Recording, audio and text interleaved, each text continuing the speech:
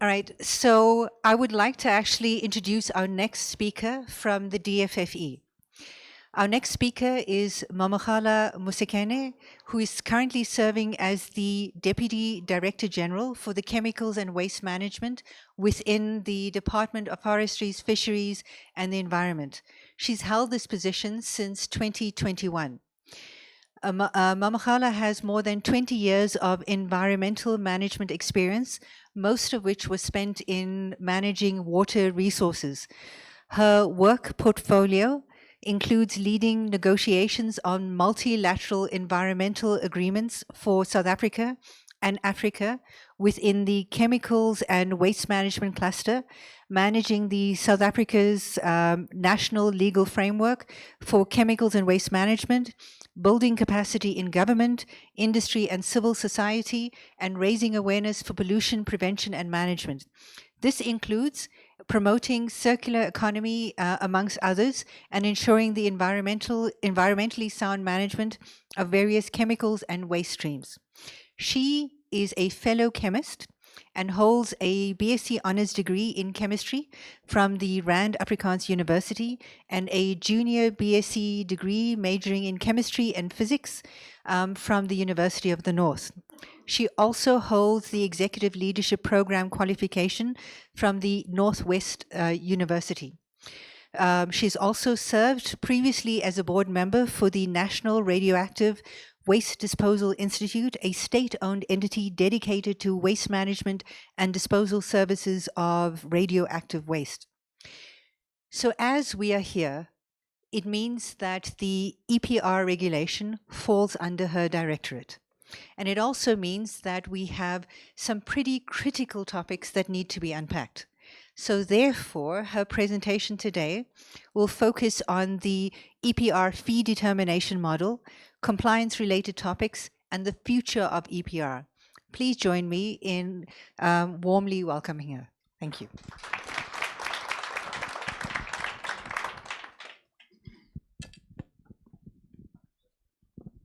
Good morning.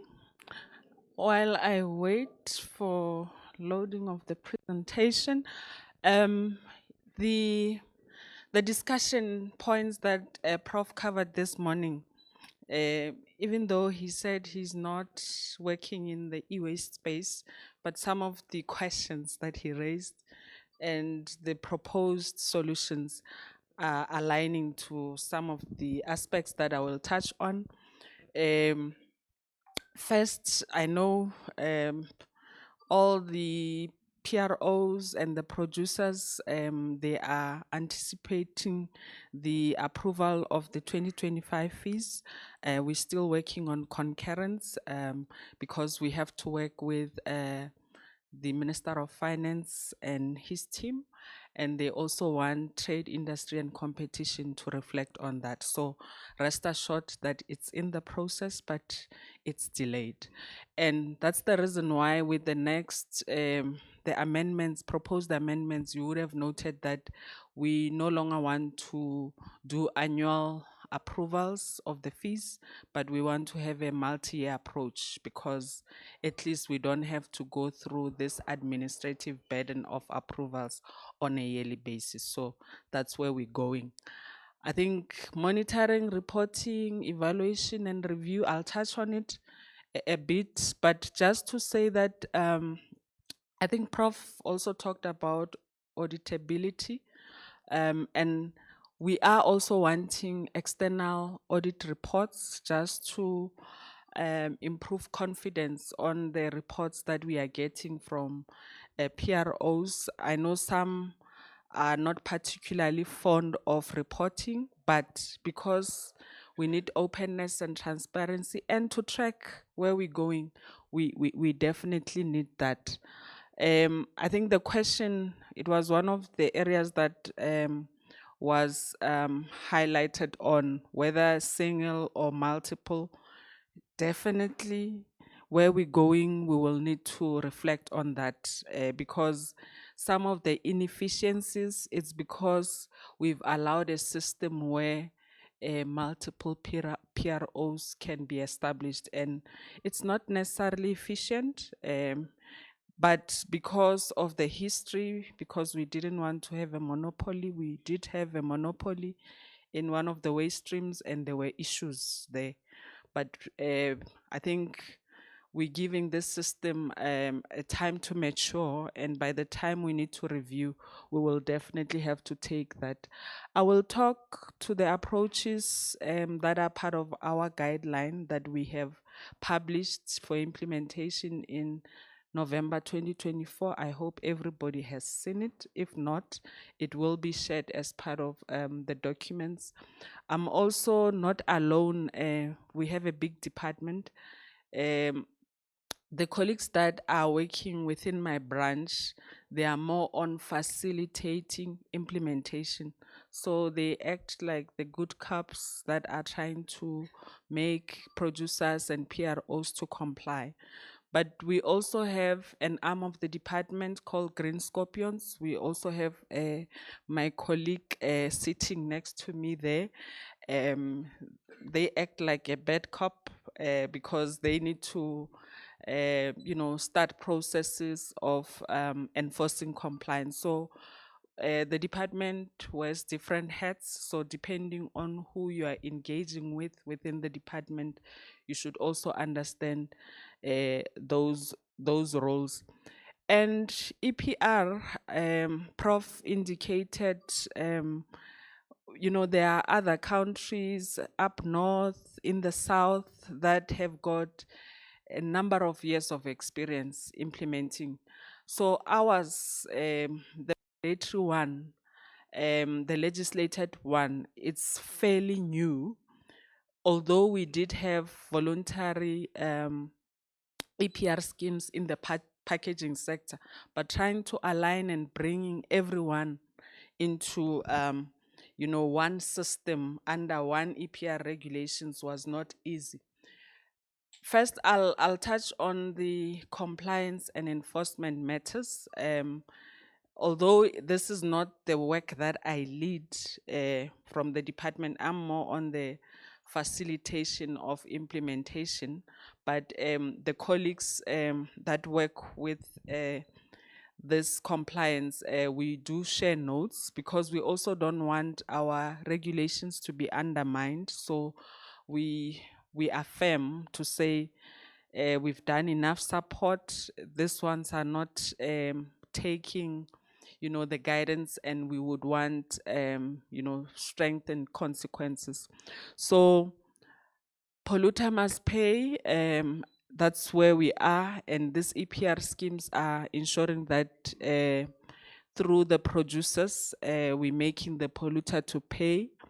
And one of the key issues that is hampering the implementation is the presence of free riders. Those are some of the producers that are not having their own scheme for managing the end of life of their products or belonging to any of the PROs. So there are those, and we need to be working together to be able to identify and deal with those ones. We do have a case study that I will share. And our approach to compliance and enforcement, because it's a relatively new legislation, we are more on fostering and promoting implementation, because we don't just want to go into a system where government now has to have the burden, because this is an industry managed model. So we want industry to be leading with regard to implementation. If there are aspects of the system that are not working, we would want industry to collectively be approaching the department to indicate which ones, because we do have the power of setting the legislation. We are able to review, and that's why we've been going through reiterations of amendments on certain areas.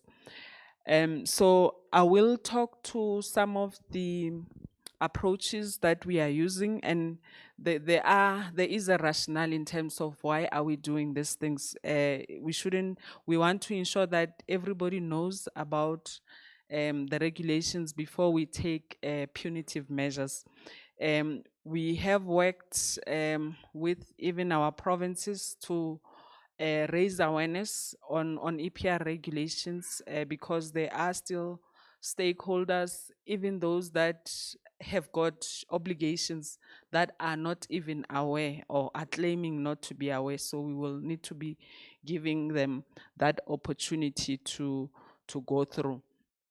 Well, 2021, we even had to do amendments because we are also a government that listens to the people. If industry is saying this is not working, I'll give an example.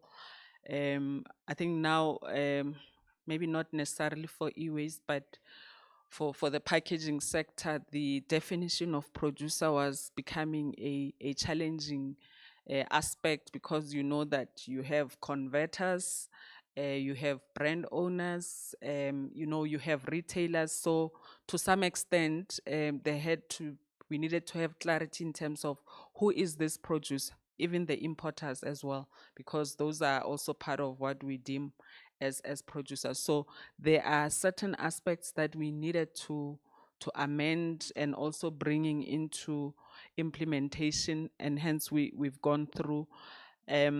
There are a number of products that are there, but I think for today's purpose, the electrical and electronic equipment are on the spotlight. But just to emphasize that on an annual basis, as part of the reporting, we are wanting the PROs and the producers to report their performance in relation to the set targets. We do have the 5-year targets, recycling or any other energy recovery in some aspects, to try and divert waste away from landfill. And there is some level of assurance. We want external auditors to also give. It's not only about the finances, also the non-financial performance. So the track and tracing and so on, the external auditors need to be on top, because we place assurance on that.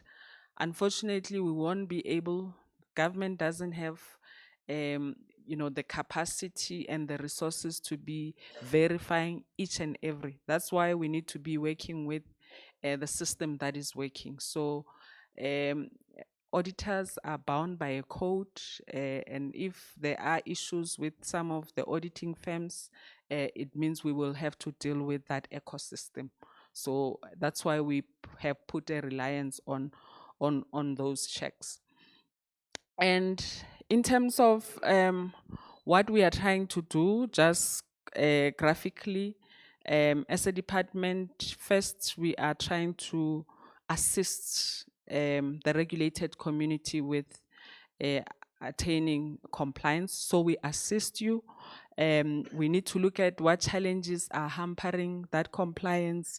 We reassess and we review and evaluate.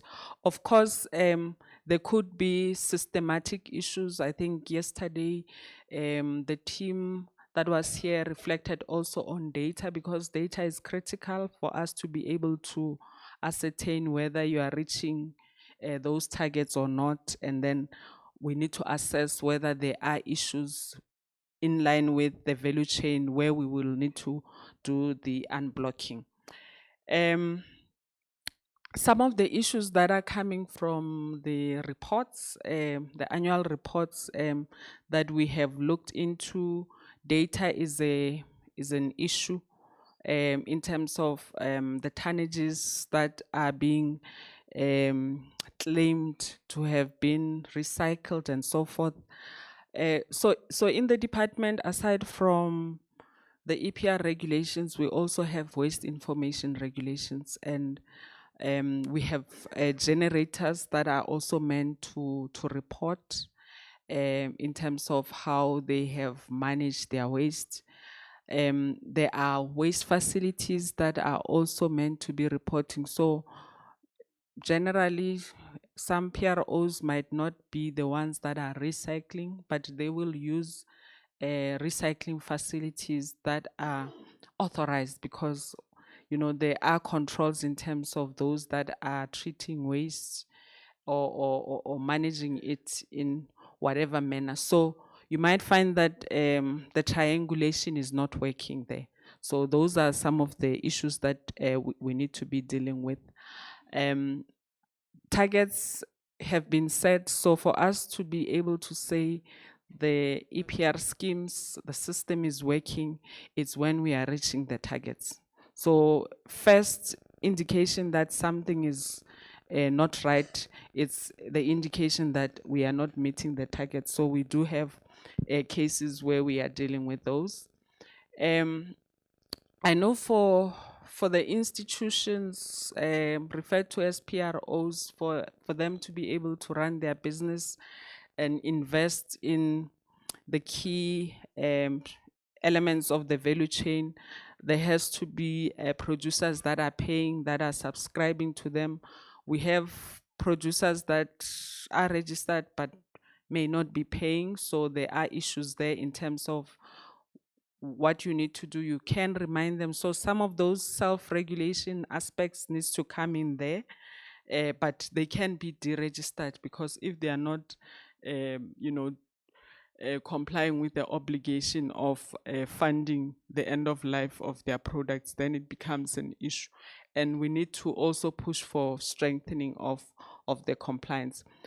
Free riders, we need to ensure that producers in the space, because they are monitoring what's happening in terms of the market, they will have a better knowledge and of if there's a new producer in the market, and you are able to raise a flag with the department to say we are aware of these producers, but we can't see that they are anywhere on your systems, and we are encouraging that those needs to be reported to the department. That's why we do have the green scorpions. They are meant to be dealing with those that try and evade the law. So registration of producers is critical, because at least in terms of registration with the department, it's a way that we can be able to know that you are being known by the department, and you are either going to be complying by ensuring that you are having your own scheme, the regulations provide for that, or you are belonging to an existing PRO that is established. So what is critical is that producers then needs to comply with our regulations, particularly Section 5, and they can do this through collective efforts under the umbrella of the PRO. So in terms of the approaches that the department is taking towards enforcement,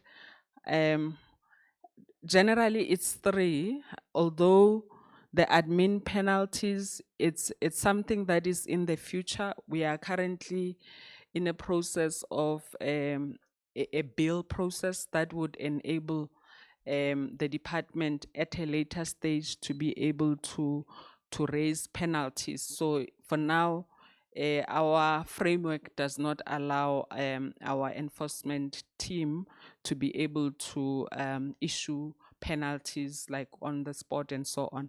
But it's a process, a legal process that we are undertaking.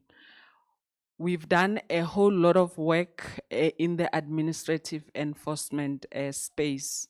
And it's because it is linked to us trying to ensure that we promote implementation, we raise awareness, and we facilitate that. The criminal part, we are in South Africa, and I'm not saying those that are having offenses under EPR regulations, it's not a priority. But, we've got murder, we've got, rape and so on. So, and the very same court or justice systems have to deal with also these offenses. So we need to also be realistic in terms of the approaches that we would want to facilitate through. Although, the environmental court aspect, it's a key priority for us. But because our legislation is new, we are trying to ensure that at least we exhaust the awareness, the facilitation before we go into the criminal space. In that administrative, it's mainly about warning letters.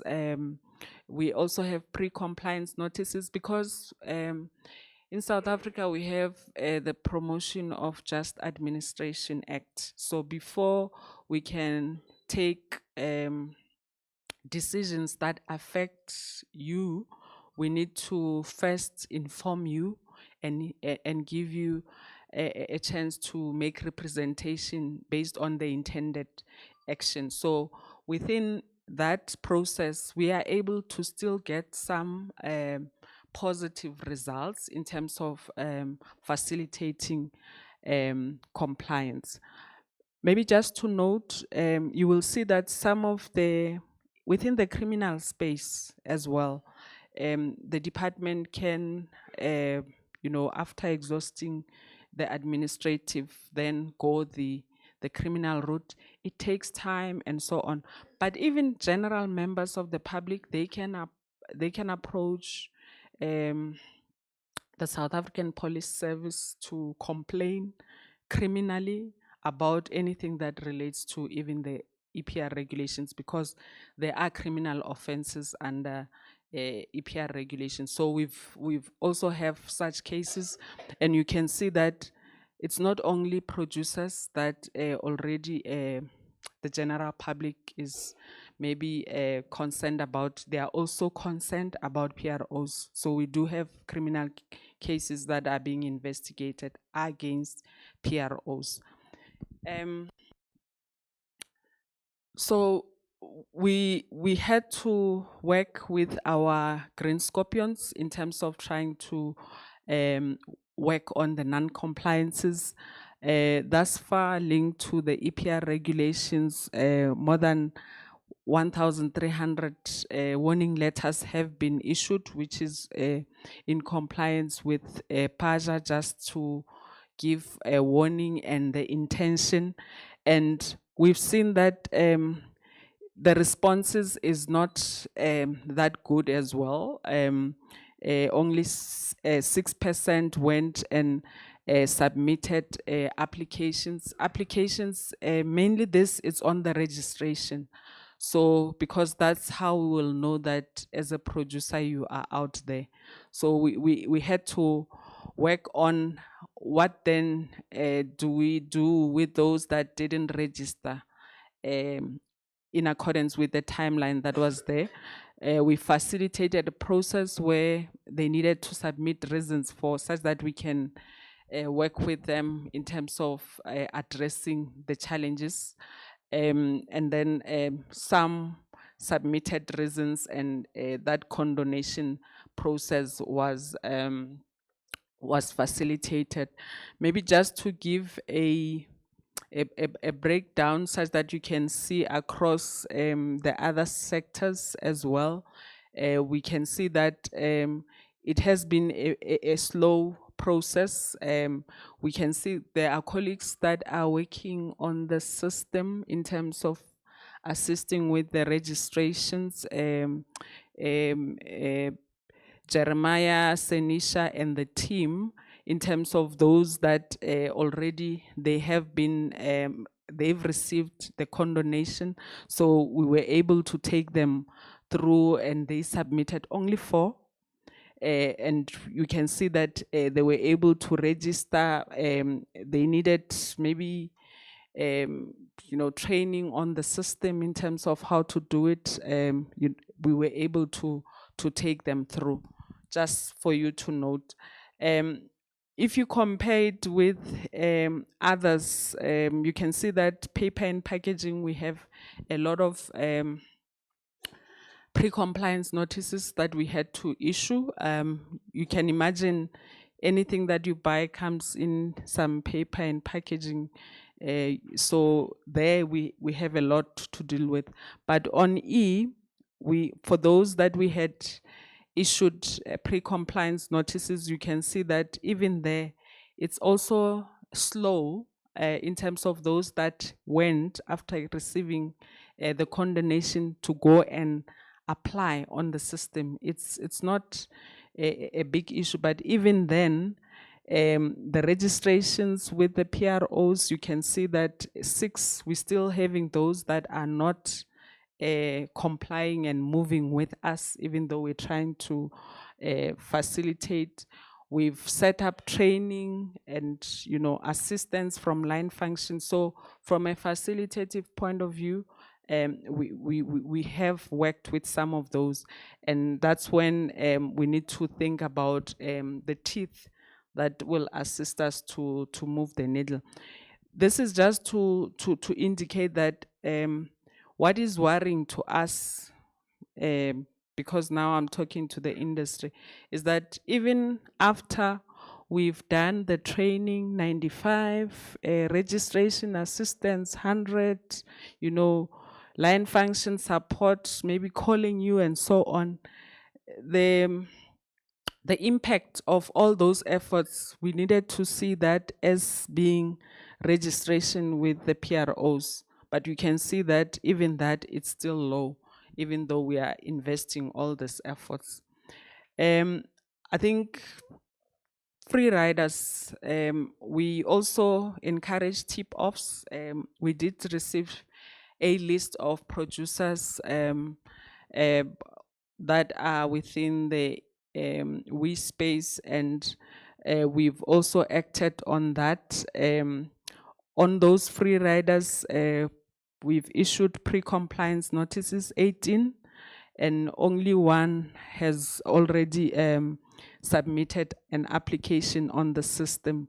Others, most of them, because of the representation that they've made, line function is still engaging with them just to ensure that we are able to assist them. So we are encouraging that free riders needs to be reported to us, and from the department side, we will be able to deal with that.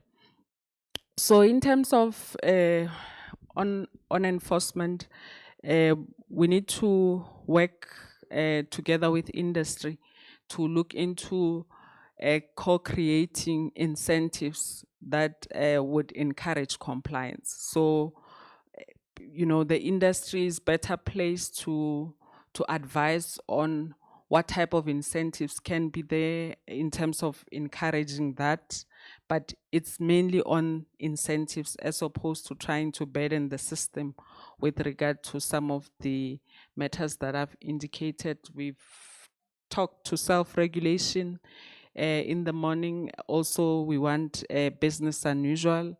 We need to have clear proposals in terms of some of the compliance and enforcement activities that can be seen to be done at a self-regulation level before you escalate matters to the department, just to create that self-regulation.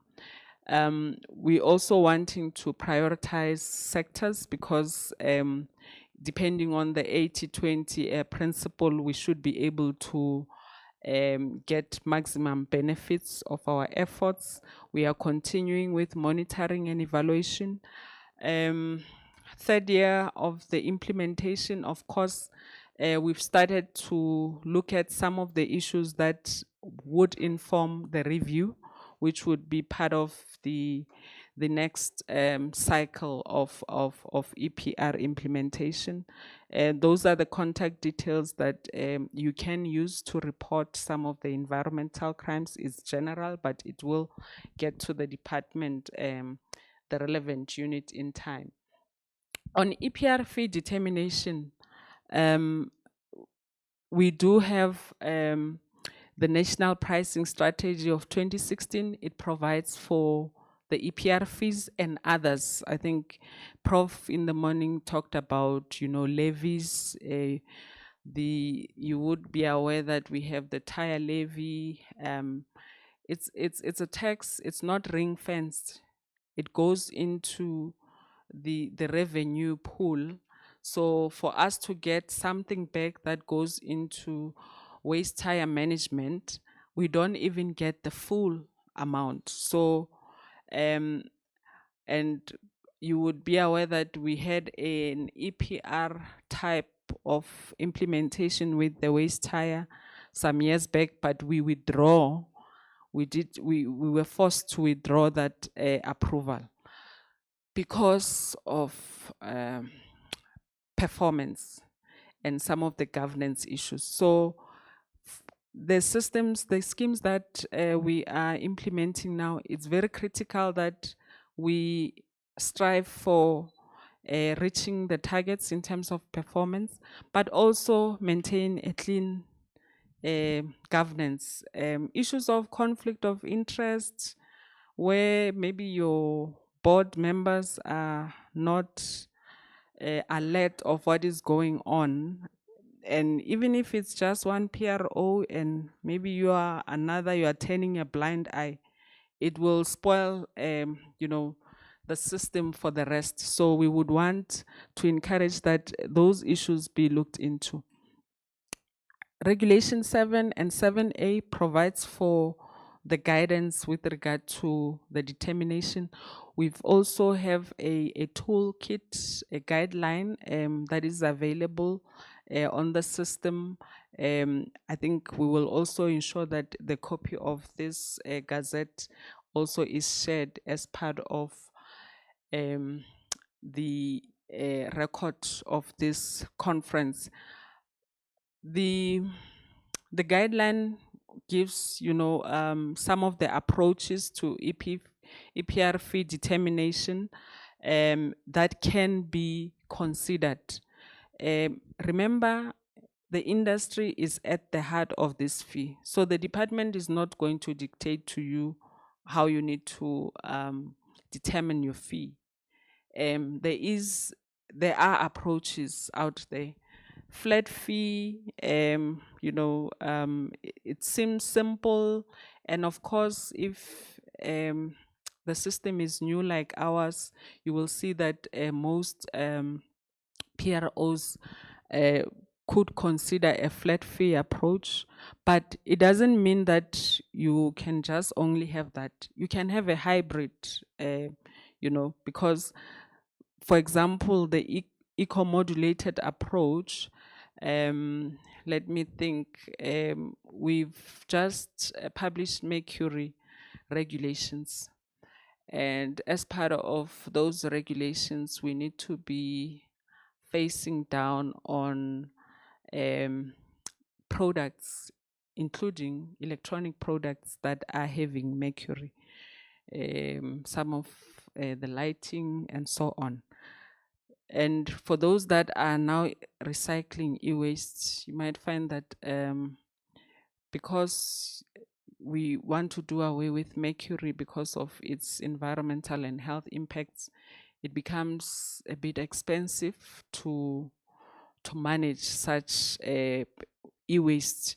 So those costs, eco-modulation helps you to differentiate such that those that are having products that have been designed for the environment can also have lower fees as opposed to those that are not considering. So there are pros and cons to the different approaches, and but the maturity of the system, because the minute you go into eco-modulation, it means it becomes complex. You need to be having categories and that are able to direct, whether it be the bonus or the malus that you're wanting to disincentivize. So those are some of the complexities that are there. So there are other,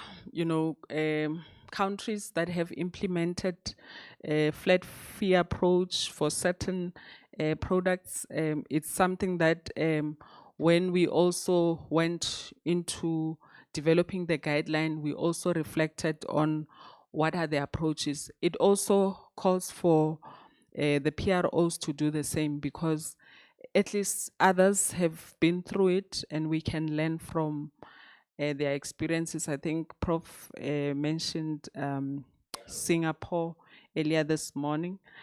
Um, France has implemented the eco-modulated fee approach, wherein if you are having a product that has a lesser environmental impact, you might get an incentive.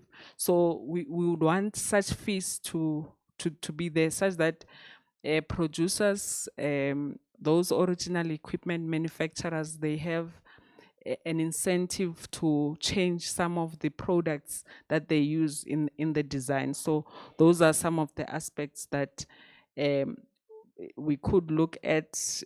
Product take back, deposit refund schemes. I'm not sure within the e-space, but I think in the packaging space, like your Coca-Cola, some of their products, 1.25, some of the beer bottles, they have that deposit that encourage consumers to bring back those. So it could be a consideration as well. The product return schemes, I think some of the textiles, clothing, retailers, H&M, people can bring back old clothes even though they were not bought at H&M, and you get some voucher. So these are some of the approaches that are already even on our markets, but we don't have to limit ourselves to here.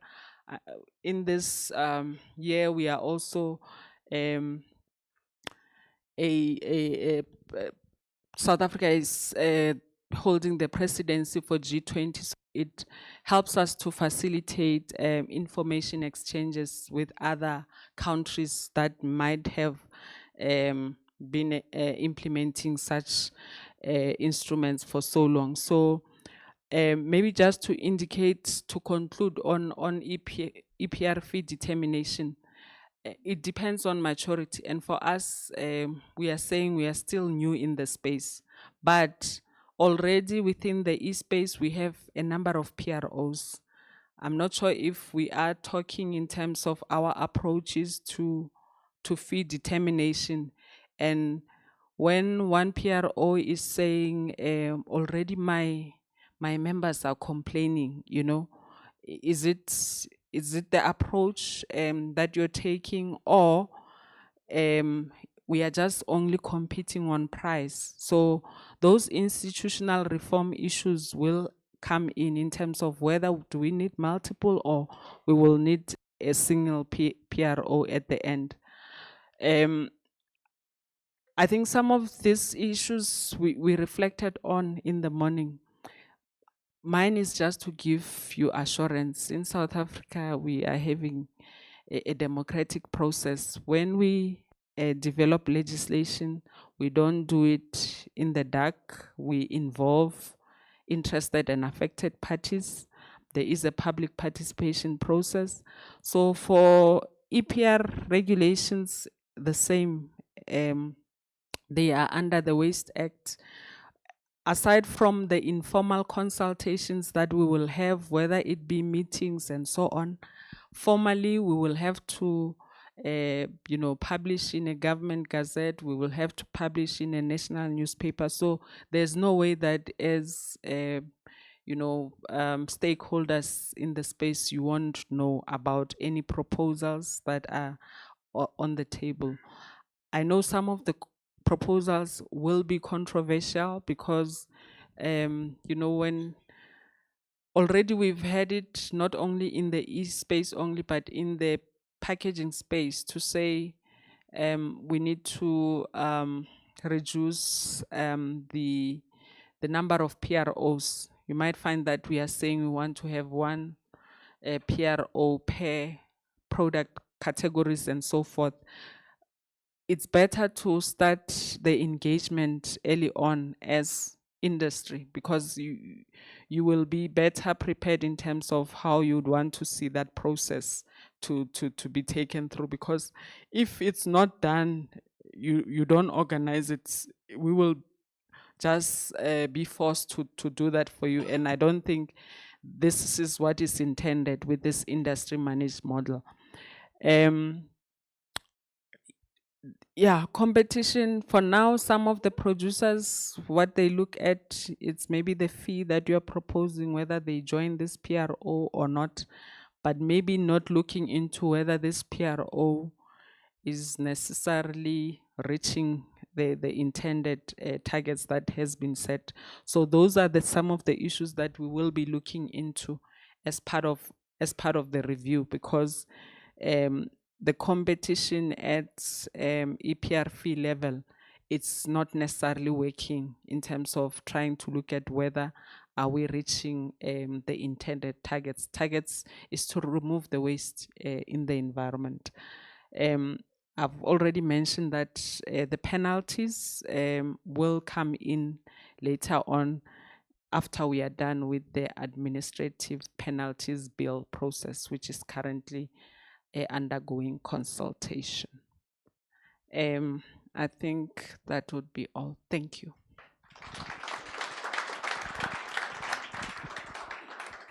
Okay, the program provided for Q&A only for this one, because the panel, I'll let my other colleagues to join the panel. But if there are any questions linked to what I spoke to, it's time to raise them now. Okay, I have Joshila this side. Questions this side? 2, 3. Department will comment. They are not asking a question. They will add to what I was saying. Let's start with you, Joshila. Thank you so much, DDG. We really appreciate you taking time to unpack those particular critical topics. My question is specifically around the EPR fee determination, simply because there's the guideline that has come out, and you have presented the 4 different types of methodologies of how the EPR fee can be determined. And you have highlighted the pros and cons behind it. There seems to be some degree of misunderstanding in terms of the application of the EPR fee methodologies. And specifically, one of the things that I would like you to perhaps maybe speak to is this intent behind the fact that there's these methodologies that are presented, but there's an opportunity to have a hybrid approach. And specifically, what I mean by that is that within the sector itself, there are different product categories, and each product category for sure has different determinations, right? So for example, we could be talking about things that are in a fast-moving space around mobile phones and these types of devices versus refrigerators and large domestic appliances. So consequently, within that particular sector, it's not necessarily a one-size-fits-all. Can you speak to that hybrid approach? Because I think that that will help to clear up a lot of misunderstandings and what is allowable within the hybrid approach. Thank you. Question first. No, okay. So I guess 2 or 3 questions from my side. Firstly, just on the free riders issue, I think there's part of the difficulty for industry and producers is, I hear you when you say that you want to take a collaborative approach to free riders and you want people to choose to comply and you don't want to enforce penalties right from the outset. But I think the difficulty is for producers who are at this stage compliant, particularly smaller producers, but even bigger producers, it almost feels as though there is a penalty for complying, in the sense that you have to pay these EPR fees, and it's a huge expense to comply. And obviously, the producers who are complying want to comply and want to work together, but it's a difficult balance, and it feels almost like, why would we pay when we can see our fellow producers over there are not paying, and there's no consequences for them. So I guess maybe if you could just speak to that. The second issue was just on the concurrence, the EPR fee concurrence and the audit reports. There's been, so when you submit your EPR fee, it's calculated, and you submit the fee to DFFE, and then DFFE goes to National Treasury, and as you said now, DTIC, and gets concurrence on that. can I just ask you to speak a little bit towards what is actually evaluated in the concurrence that's granted or not granted? You know, what makes an EPRP acceptable or unacceptable in that regard? And in that regard also, there seems to be a concurrence that's granted for a fee of a certain amount per kilogram, but it doesn't actually take into account the fee methodology. So is there any approval that goes into the methodology, so the flat fee versus the modulated fee versus the eco-modulated fee and whatever? And does the compliance consider the underlying fee methodology, or does it just consider the rand per kilogram, irrespective of methodology? I think that's all from my side for now. Thank you. Thank you. Maybe let me start with Joshila's one. I think it's linked to your one. So, in the regulations, there is a criteria in terms of the elements that needs to inform the fee. And I'll give an example. Recyclability. So, like I've mentioned, the example of mercury added products, we are saying we are eliminating mercury. So, if manufacturers of lighting can be away from that, the recyclers will also tell you that such treatment is costly. So, what was our intention with that criteria that we've put in the regulation is to try and influence the producers and the PROs in terms of the factors that they need to consider in setting up the fee. So what did we do? We put the regulations such that to some extent we are saying eco-modulation, that's where we would want to go in terms of EPR fee determination. And how you do it, we didn't want to dictate, but we said, okay, others were saying, okay, give us some guideline, and we do have a guideline. The guideline it gives you generally first the different approaches, but it says you can also have a hybrid, meaning you can combine. So the department is not going to assess your compliance to the method necessarily. The guideline was just to inform and at least inspire, you know. In terms of what we look into, we look it's a qualitative assessment of whether how you've approached your EPR fee determination is aligned to the criteria as set in the regulations. So, and what we try and do, we try and avoid a situation where you would have a disapproval, because the colleagues will consult if there are any issues with their approach. We contact you to review before we even take, because we know we are trying to ensure implementation. It's not about going through that whole onerous process at the end to get a disapproval. So, Joshila, if there is a misperception out there that you can't use hybrid, let's correct it. So I'll give an example.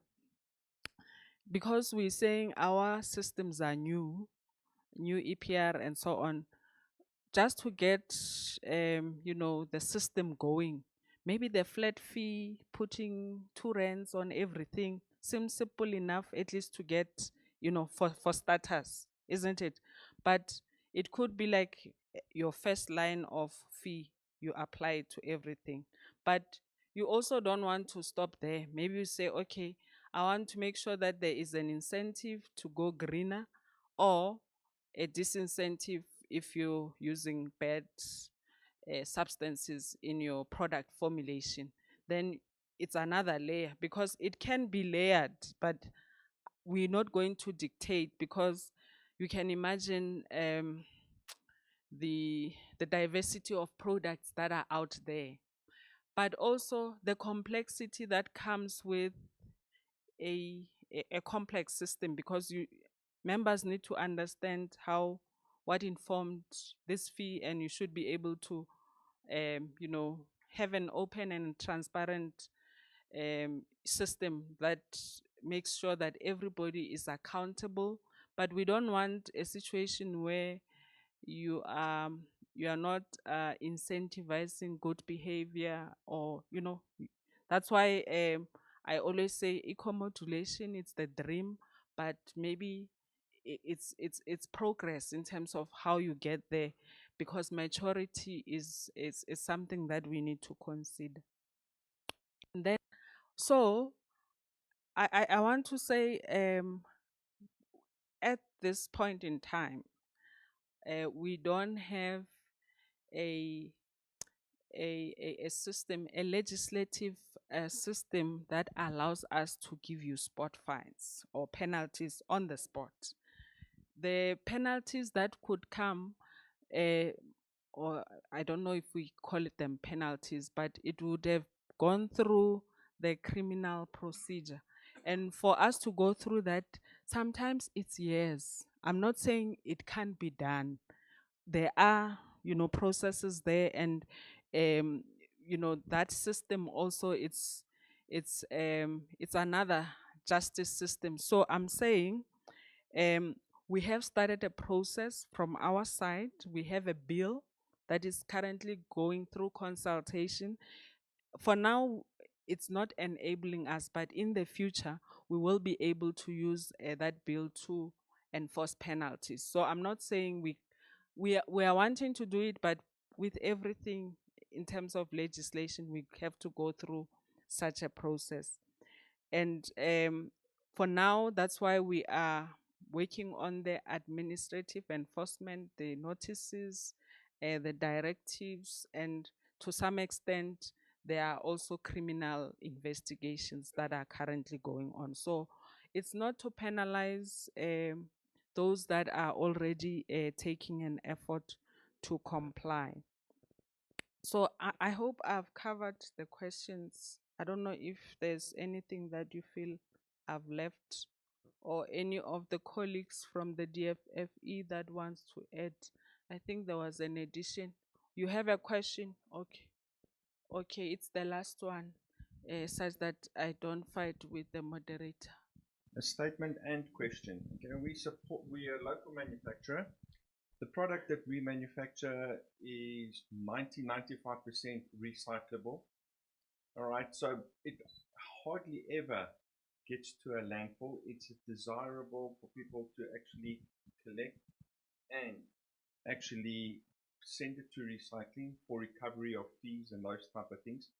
It's also got a very long lifespan. So it doesn't make sense to have a flat fee or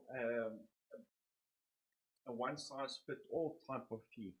We're very much in favor of eco-modulation, but at the end of the day, how do we satisfy everyone that what we perceive is a reasonable fee is acceptable?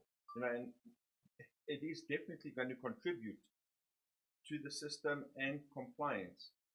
So I have a couple of things. We are currently dealing with a lot of imported competitor products, illicit products. These already come into the country at a much reduced cost. All right, so we're already playing on an uneven playing field. By adding the EPR or considering those costs also makes us even more expensive. By being more expensive, we're not competitive, we're losing market share, and at the end of the day, the potential is there for this business unit not to survive. All right, that's part of that. Then somehow I think to burden the producer with the responsibility, it is for us to make that contribution. I would think that the end user, if I choose to purchase this product, I'm responsible for the recyclability and that type of thing and how I dispose of the product. I think that will allow for a lot more collection of fee than expecting the producer without taking into account how we're going to get the importers to also contribute to the recycling. Okay, so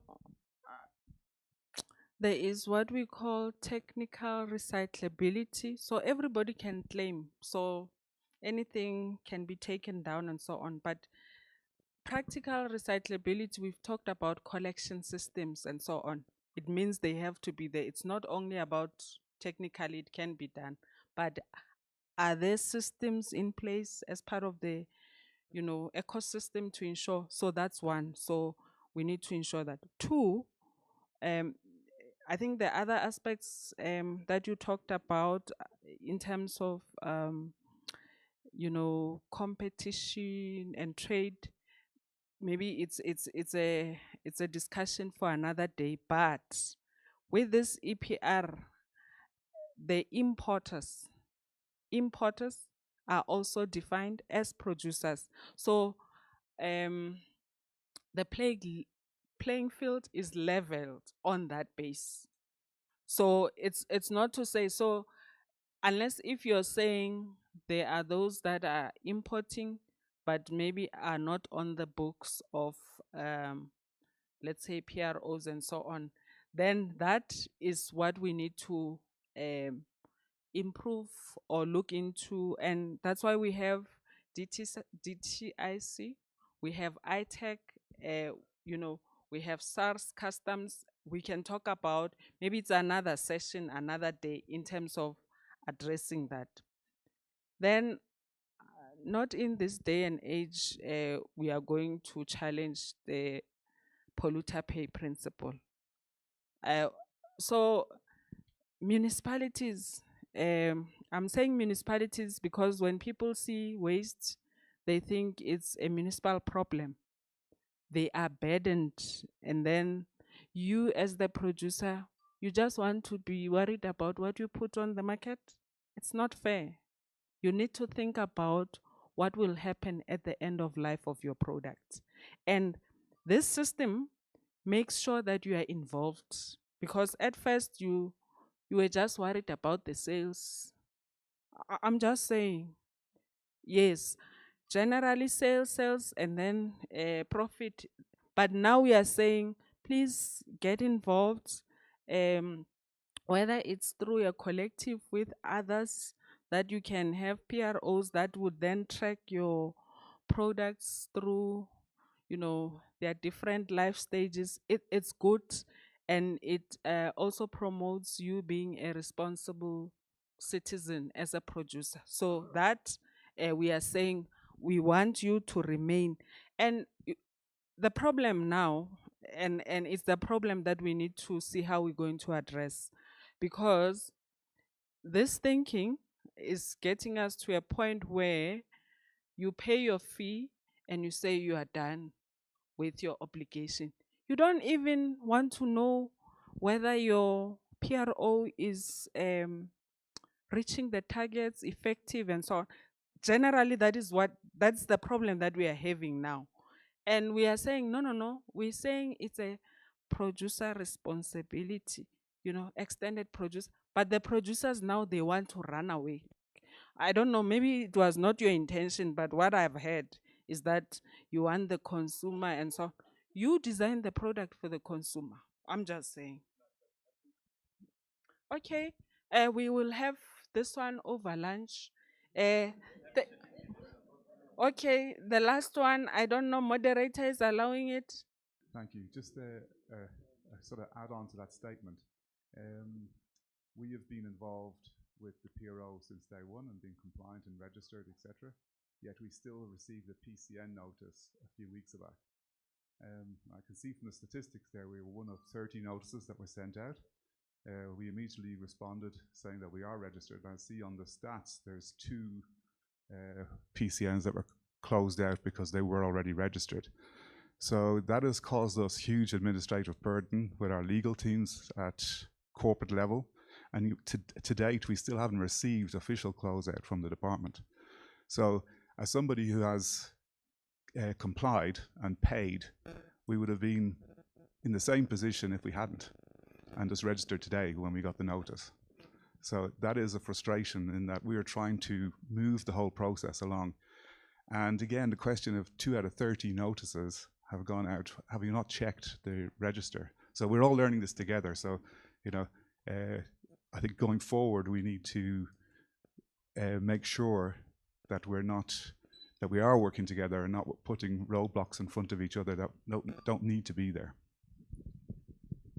Okay, point taken. I think it's also about improving our systems internally, but also to indicate that rest assured, if you report something, we will act on it. It's not like a directive. That's why I said I know people don't even want to receive it. PCN, but it says notice of intention, you know, and then that's why we are asking you to make representation, and then you can, you know, indicate that this is because, of course, we're trying to get to all the alleged, you know, free riders, and some might not be, depending on, you know, the systems and so on. So, thank you for sharing that information. I know it seems like a burden, but others on the other side, they might think that you are not compliant. So in a way, at least the systems has got some checks and balances. I think I'll draw it to a conclusion. Thank you for giving the department an opportunity. We do have colleagues that are here. Some will also participate in the panel later on. Thank you.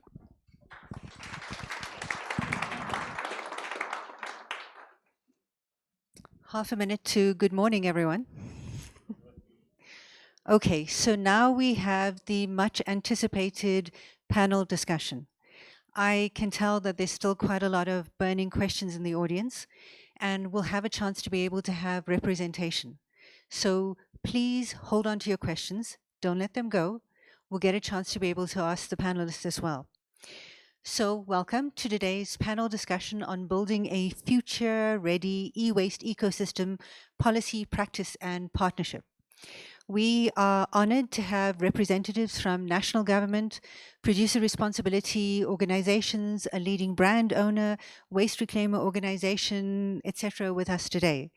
Each of them brings a distinct and essential perspective to this conversation, and your engagement with them on this topic is a vital step toward building a more resilient and circular e-waste system in South Africa.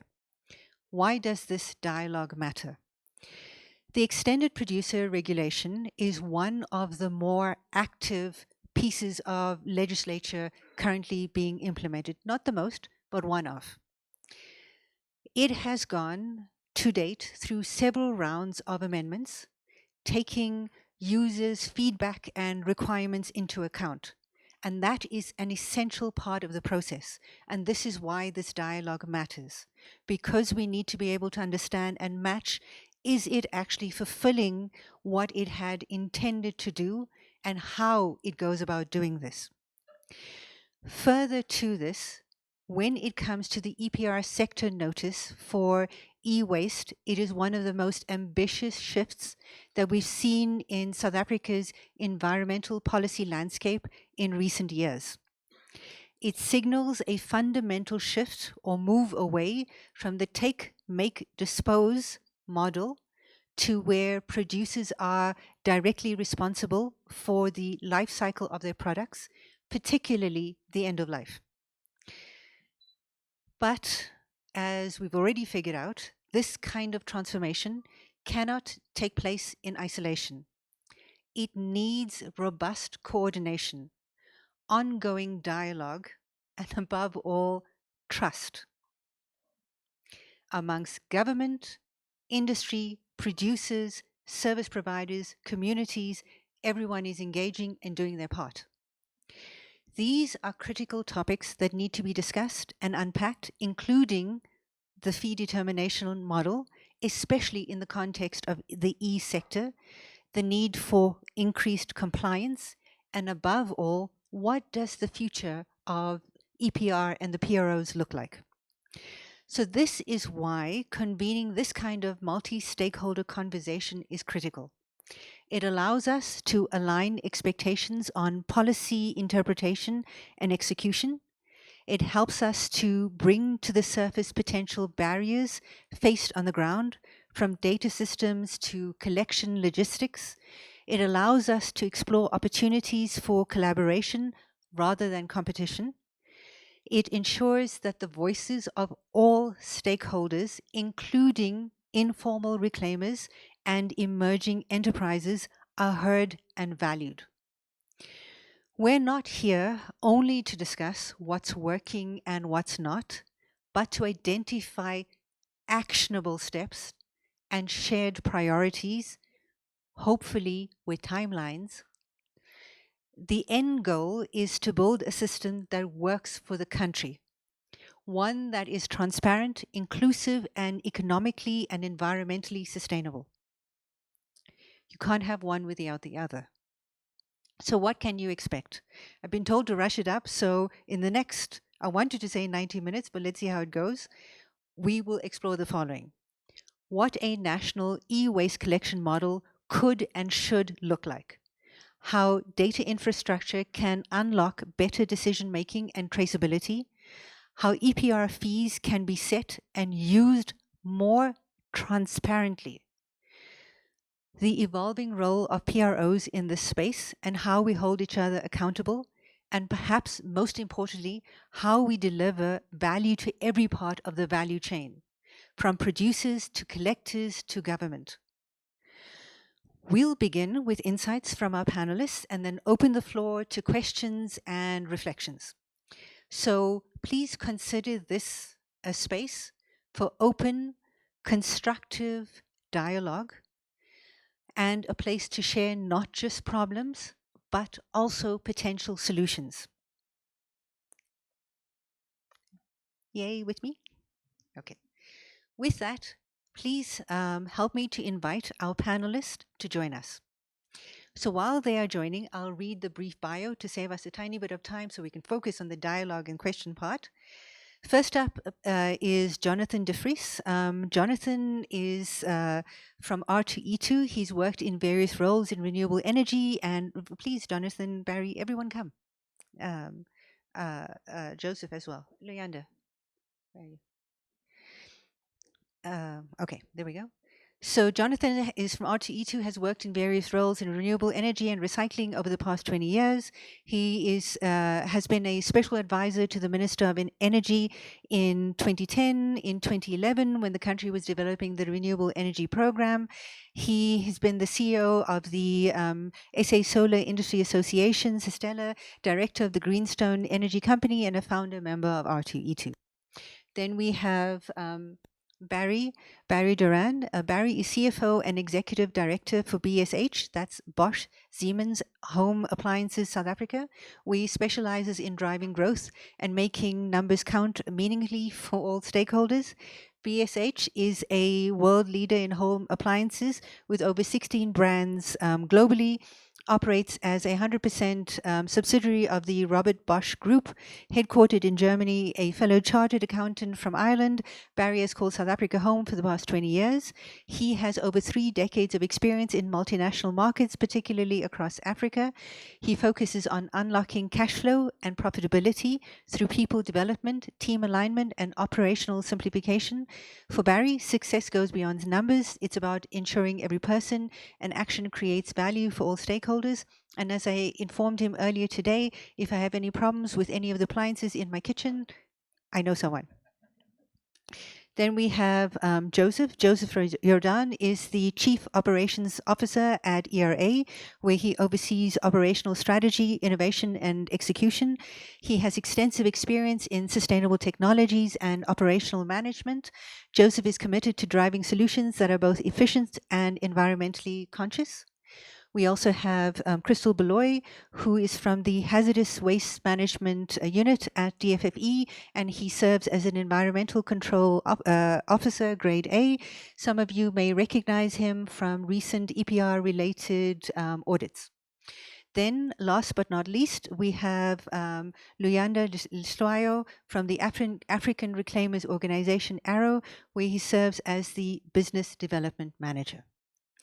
Thank you and welcome to the esteemed panel.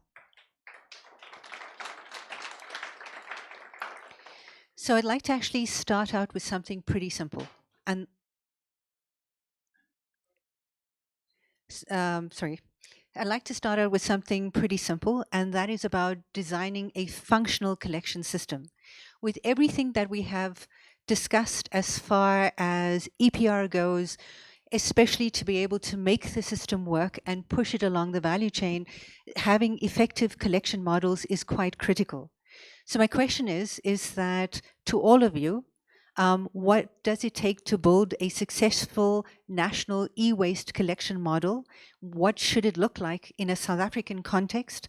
And what would it take to build one that is inclusive and effective? So that is the general question that I have to everybody.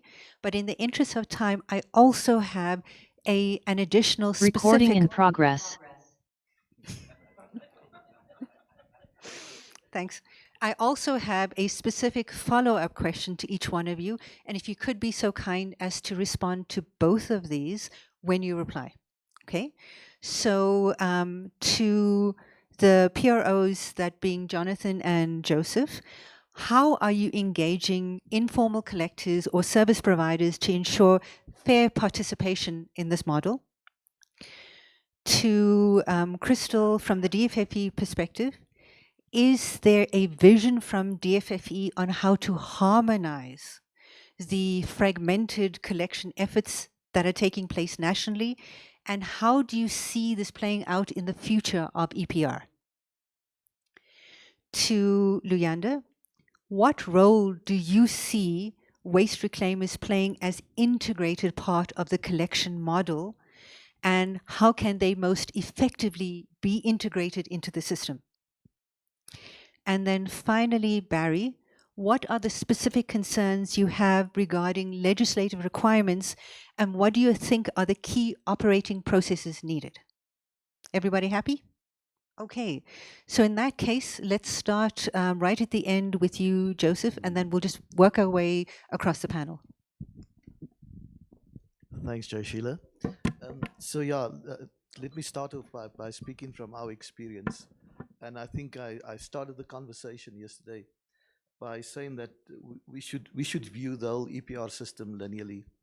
You know, we started out as a complete startup, and even in doing the startup on the 5th of November 2021, we knew that for us to be successful, we'd probably have to reach critical mass of 100 producers as members.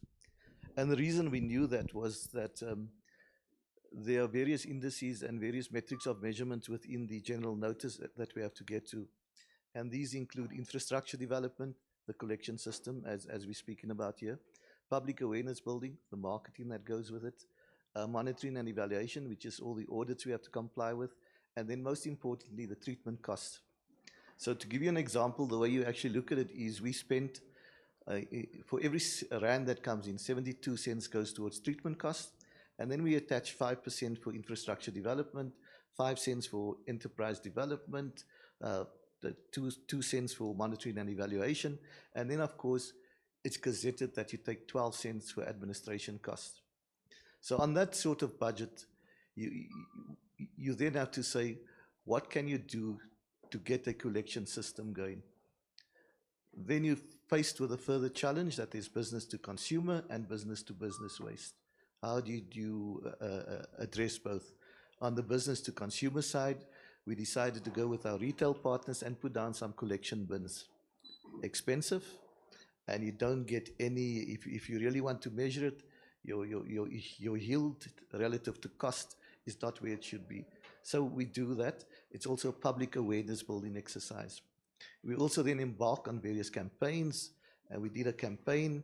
Yes, we knew that it's a public awareness building campaign with one of our retailers, where in essence the bins over annual period would collect 80 tons. In 2 days we collected 164 tons. Why we do something like that was we tested a hypothesis to say that people are stockpiling. So if individuals are stockpiling, businesses are stockpiling, governments stockpiling, how do we get there? So those are all the issues that we are facing at this moment, and which leads us to where we actually want to be, is actually how do we become part of a national collection system. We also identified as we went along that there are 4 areas of commonality that PROs are faced with. One is municipal integration. How do we work with municipalities to divert from landfill sites? Secondly, how do we address free riders? And we've spoken at length about that. Thirdly, how do we get our collection system in place? And then fourthly,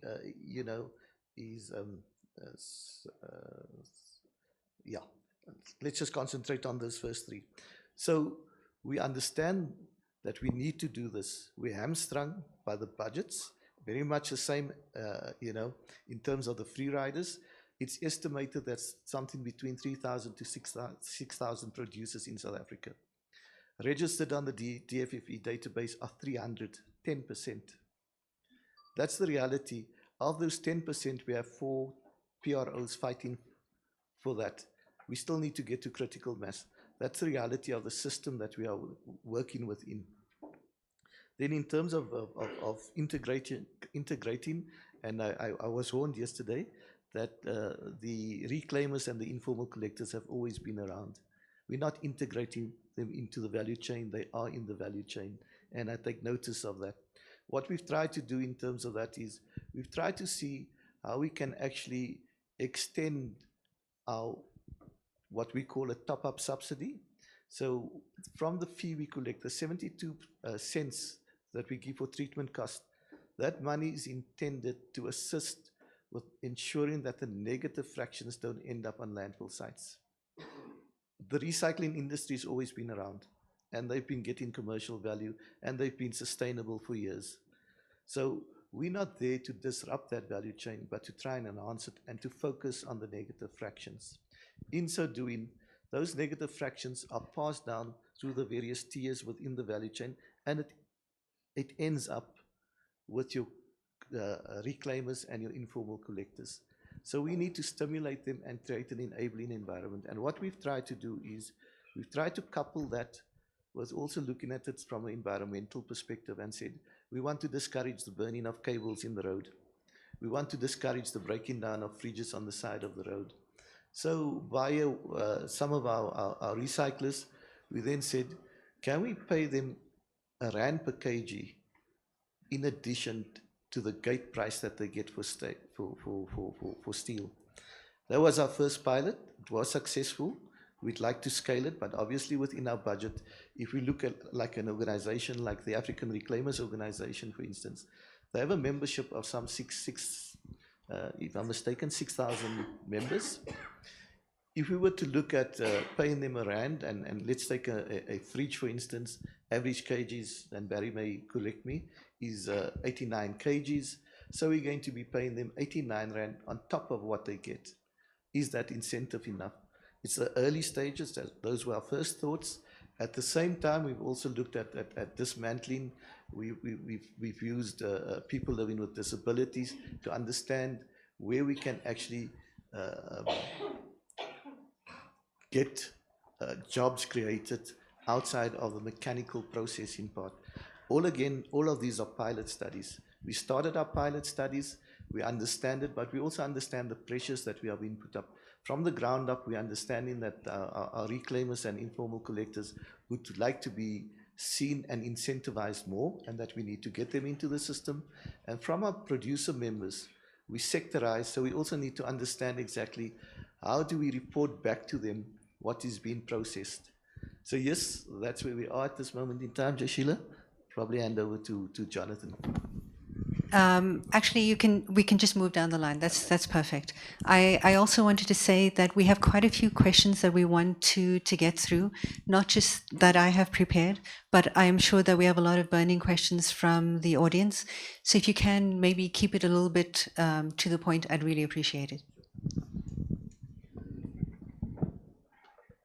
Okay. So just on the PRO side and the legislation side, first of all, this legislation and the aim and the goal and the ultimate purpose of this is completely right. Okay, so from a BSH or a Bosch point of view, we 100% support it.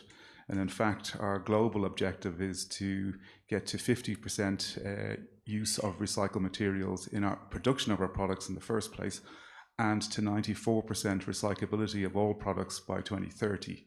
And we're making significant strides along those lines already.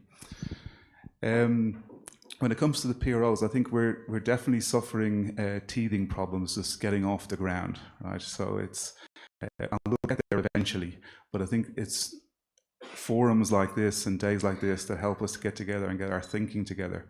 And as we collaborate, we'll identify the solutions that can get us past the issues that we have at the moment.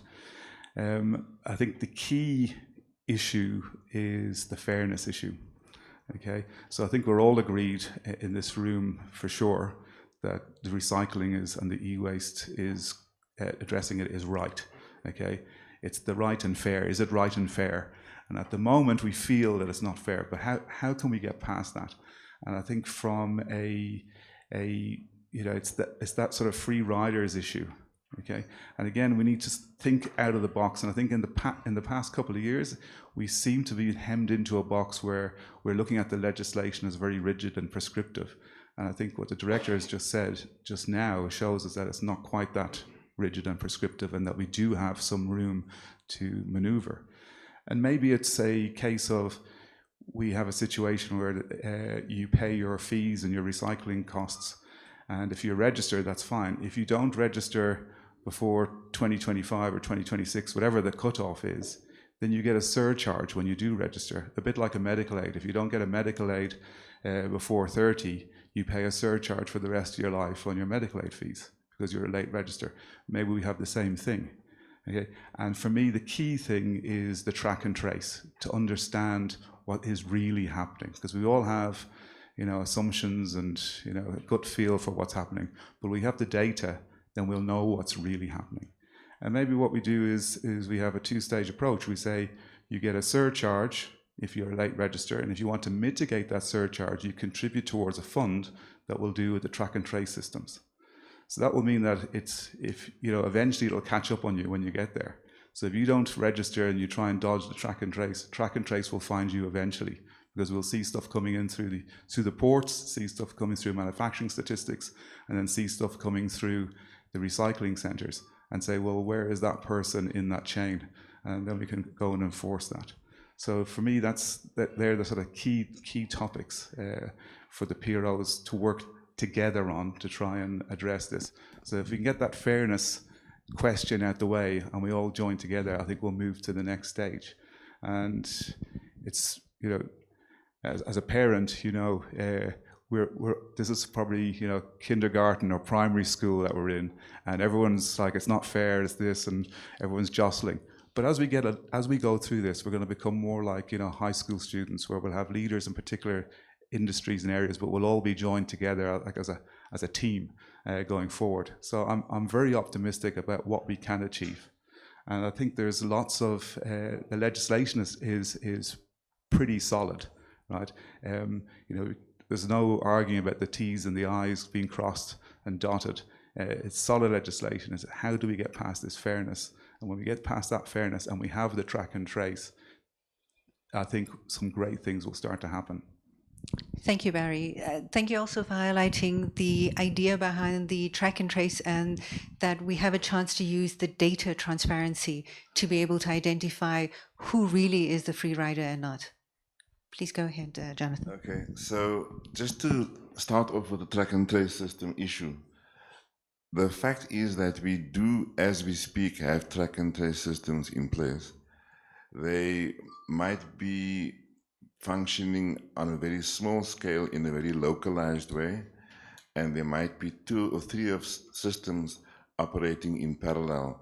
But it's very clear that we have sufficient technology application currently that, if harmonized and scaled in its application, will and can solve the track and trace problem.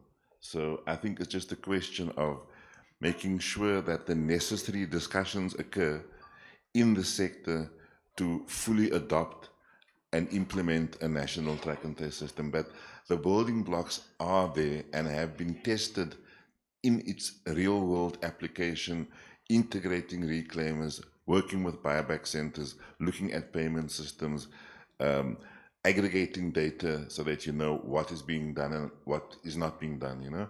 And so for me, the principle applies to track and trace and to many of the other things we've spoken about. As Joseph said in the beginning, for them in their thinking, their forward planning, they needed 100 members at least in order to begin achieving the financial status required to implement the requirements of the regulations. And another way of looking at that is that there are inherent inefficiencies in having multiple PROs competing in the space, because there's somebody here at this conference who's come to the conference because they also want to start a PRO. You know what I mean? So there'll be more PROs going forward. So we're looking at sort of, in my view, an increase in inefficiency unless the PROs cooperate around those things on which they need to cooperate. So this has been the R2E2 position from the start. We've been arguing for it from the beginning. We've been meeting with people unsuccessfully. Luckily, we've reached the point at this conference, in a sense for the first time, where we've been able to really seriously pull another PRO to meet and agree to work together and actually have a dedicated day in the same room at the same time with other stakeholders to look at the practicality of implementing cooperation around common infrastructure, the collection model and the AI-driven digital infrastructure. For me, that's quite a long overdue but historic moment, and we're looking forward to maintaining momentum from this point on. My worst nightmare about conferences is that we talk about, and it's happened throughout, we all know this experience, we talk about important things and we reconvene next year and we're still talking about the same important things, you know. I want to say that we must make sure that when we reconvene next year this time, we've made serious headway in the implementation of the digital infrastructure, including tracking and tracing, and a footprint for the national collections infrastructure. So in a sense, what I'm saying is, given the dilemma of the fact that the reality is we do have multiple PROs, the only sustainable foundation for us to achieve the aims for which the regulations were designed is for us to cooperate at a high level and pool our finances on the things which we need to work together on. Otherwise, we have divergent, fragmented, random collection activity here and there with lots of publicity, which creates the appearance that we're collecting, but the volumes remain low because we're not doing it in a systematic national way. I'm very happy that we've had the workshop that we had yesterday with all the stakeholders in the room so that our bang for buck, the spend that we have available, can be focused with optimal efficiency and returns in mind. And that's what we are now promising you. Hopefully we'll be able to engage the other PROs to join us in this program and deliver results, you know. So I think it's very clear that if we fail to do so, then our reason for existence disappears and then a new system has to be created, you know. So I think the clock is ticking, we must deliver now. And government will be completely justified if they intervene aggressively and say, look, this thing's not working, we're scrapping it, we're starting all over again. But we have a significant window of time, a year and a half, maybe 2 years, in which to get our act together and actually work together in the way that's required. So I hope I'm kind of covering the points there. It's okay. None of you have actually answered the question. You've all jumped ahead to the other questions that I had.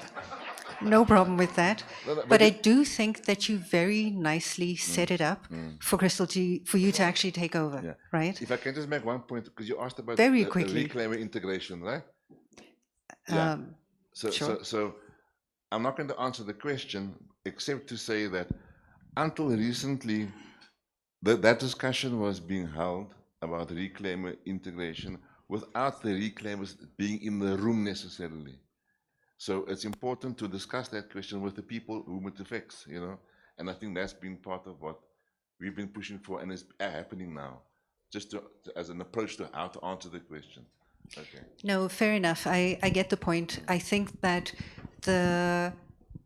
amongst the three of you already, that high degree of collaboration, transparency, use of data, etc., has come out very clearly.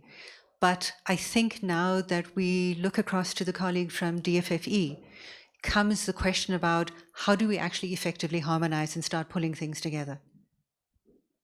Yeah, no, thanks. From a regulatory point of view, I think the manner in which we've developed the regulations were not developed to inspire competition amongst the PROs.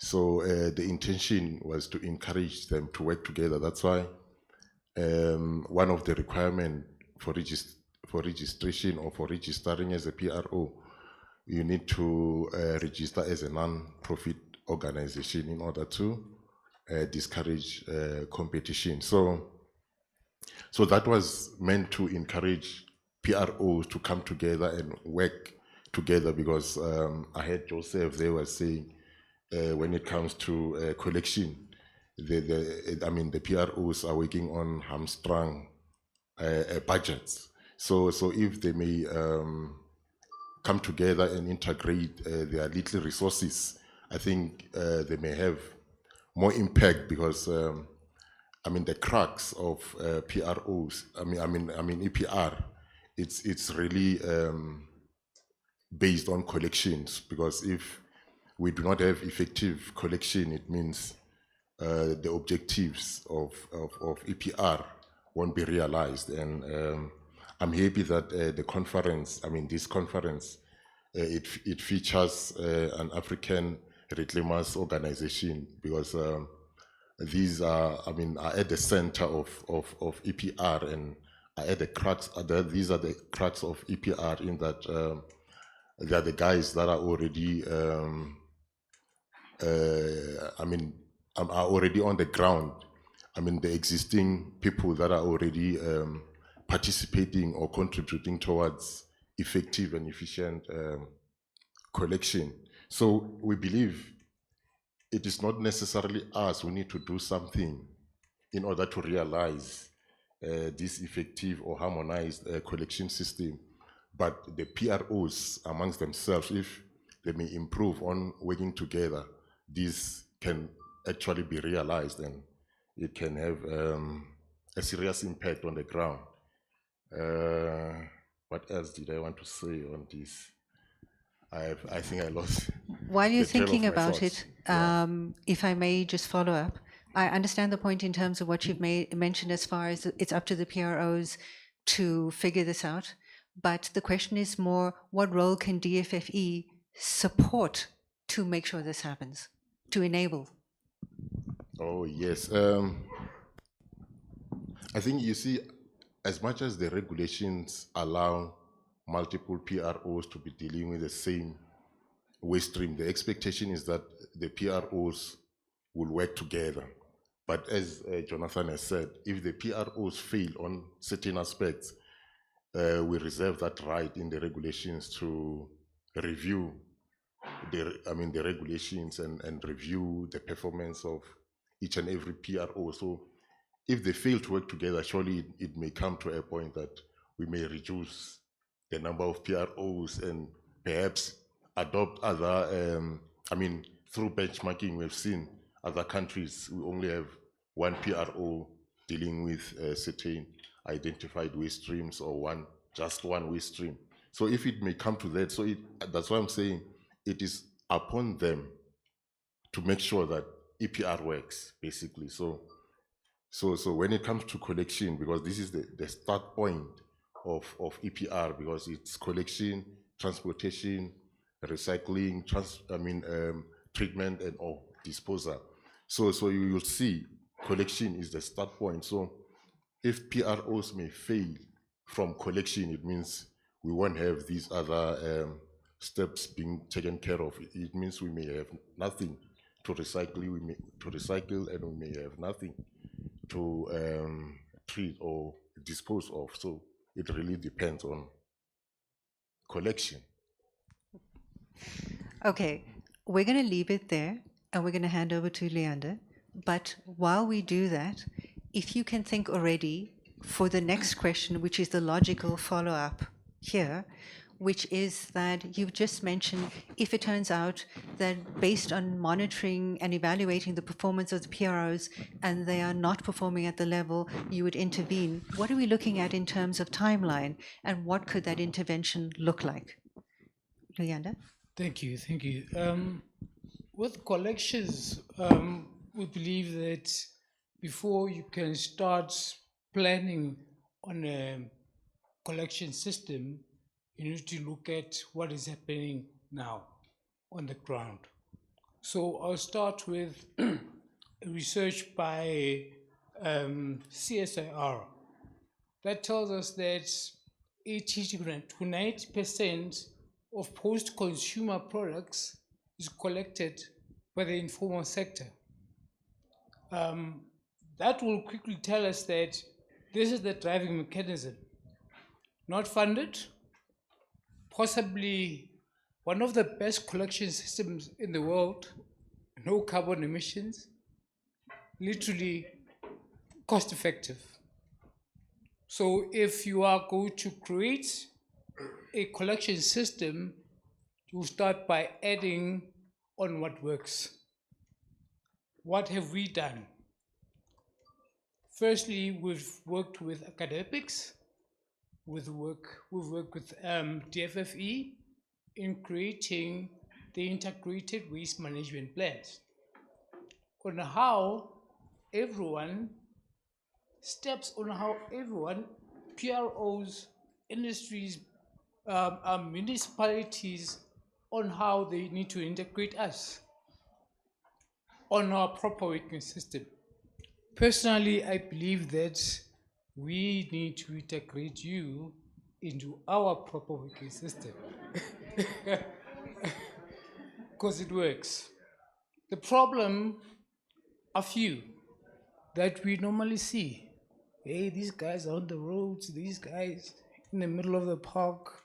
Those are small problems compared to the billions that we save in the industries, that we save with the municipalities, that we're subsidizing the industry environment on. So let's look at the pros and cons.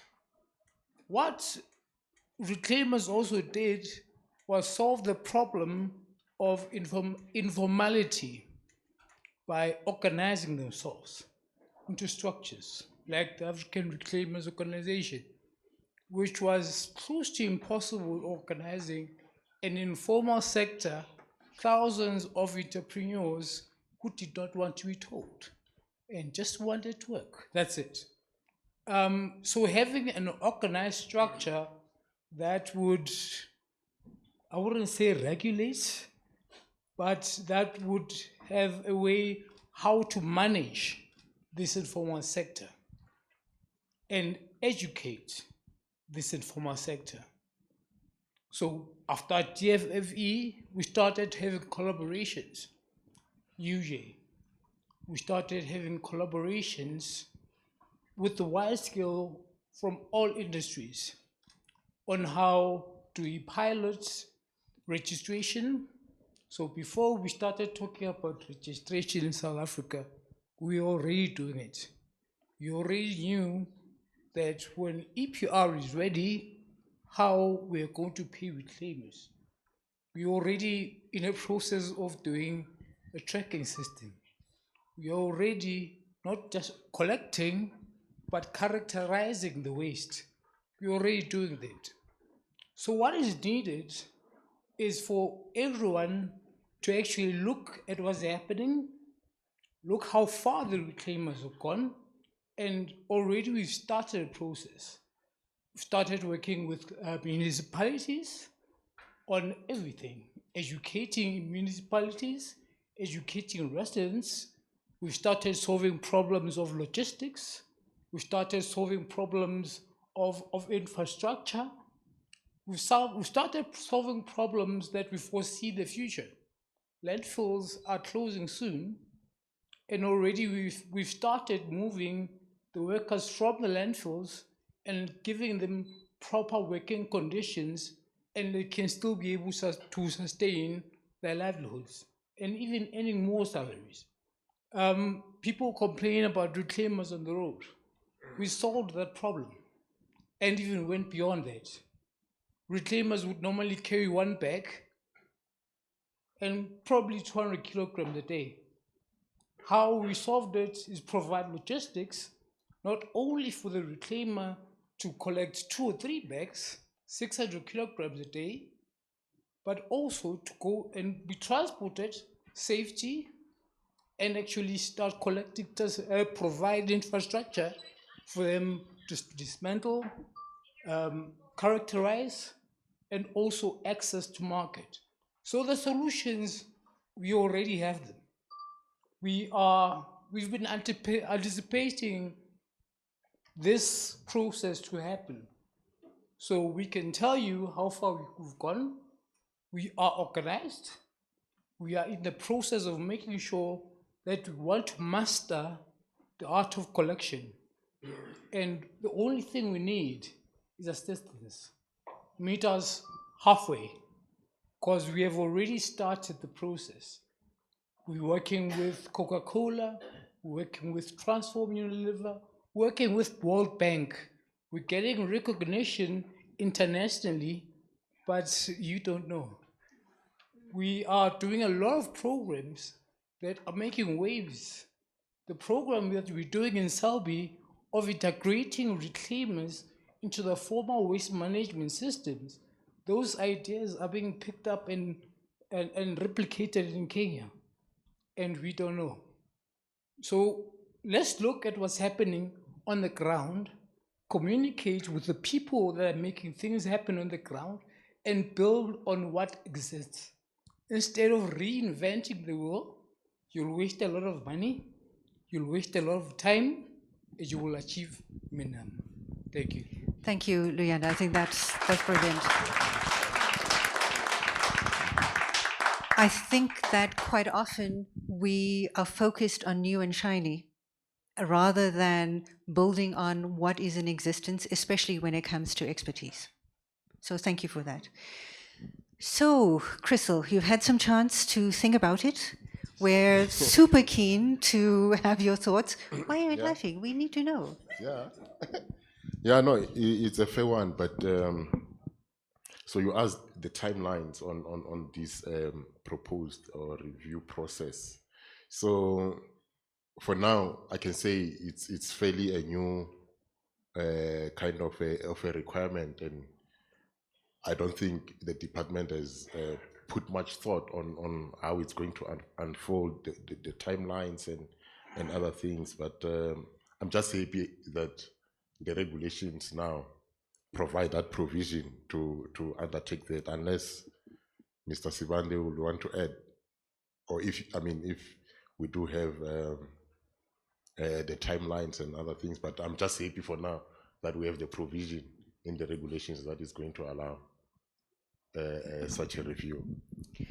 So I'm just going to check, Jeremiah, if you want to weigh in on this, especially because what Crystal is actually pointing out to is a lot of discussion and commentary behind the scenes of potentially the Waste Bureau playing a particular role in terms of intervening as far as this goes.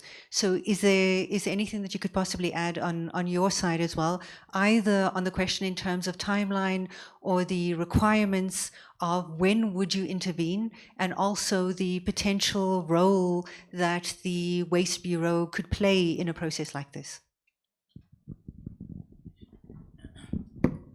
Thanks, Chair, and good afternoon, colleagues.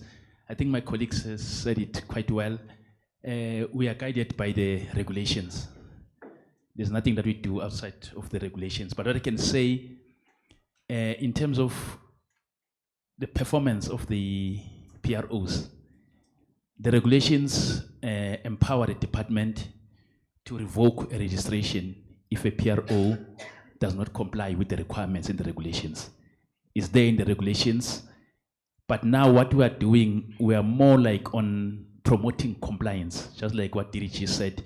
We're promoting compliance. We don't want to move to those punitive measures as of now, but we have all the regulations does empower the department to do to conduct. I mean to revoke a registration in an event of non-compliance by a PRO. So in terms of the timelines, like my colleagues have said, we cannot remember we are implementing this EPR incrementally. Right now, the focus is on registration, especially the free riders, to bring them on board. And we do this considering the capacity within government and also the readiness of the sector as well. Then coming to the question of the question of, sorry, I'm trying to, the question of the Waste Bureau. You see, we, in our regulations, most of you might have seen, we are proposing that the EPR monitoring, the monitoring of EPR must be conducted by the Waste Bureau. It's a proposal for now, and as we all know that you must not look at the Waste Bureau as separate from the department.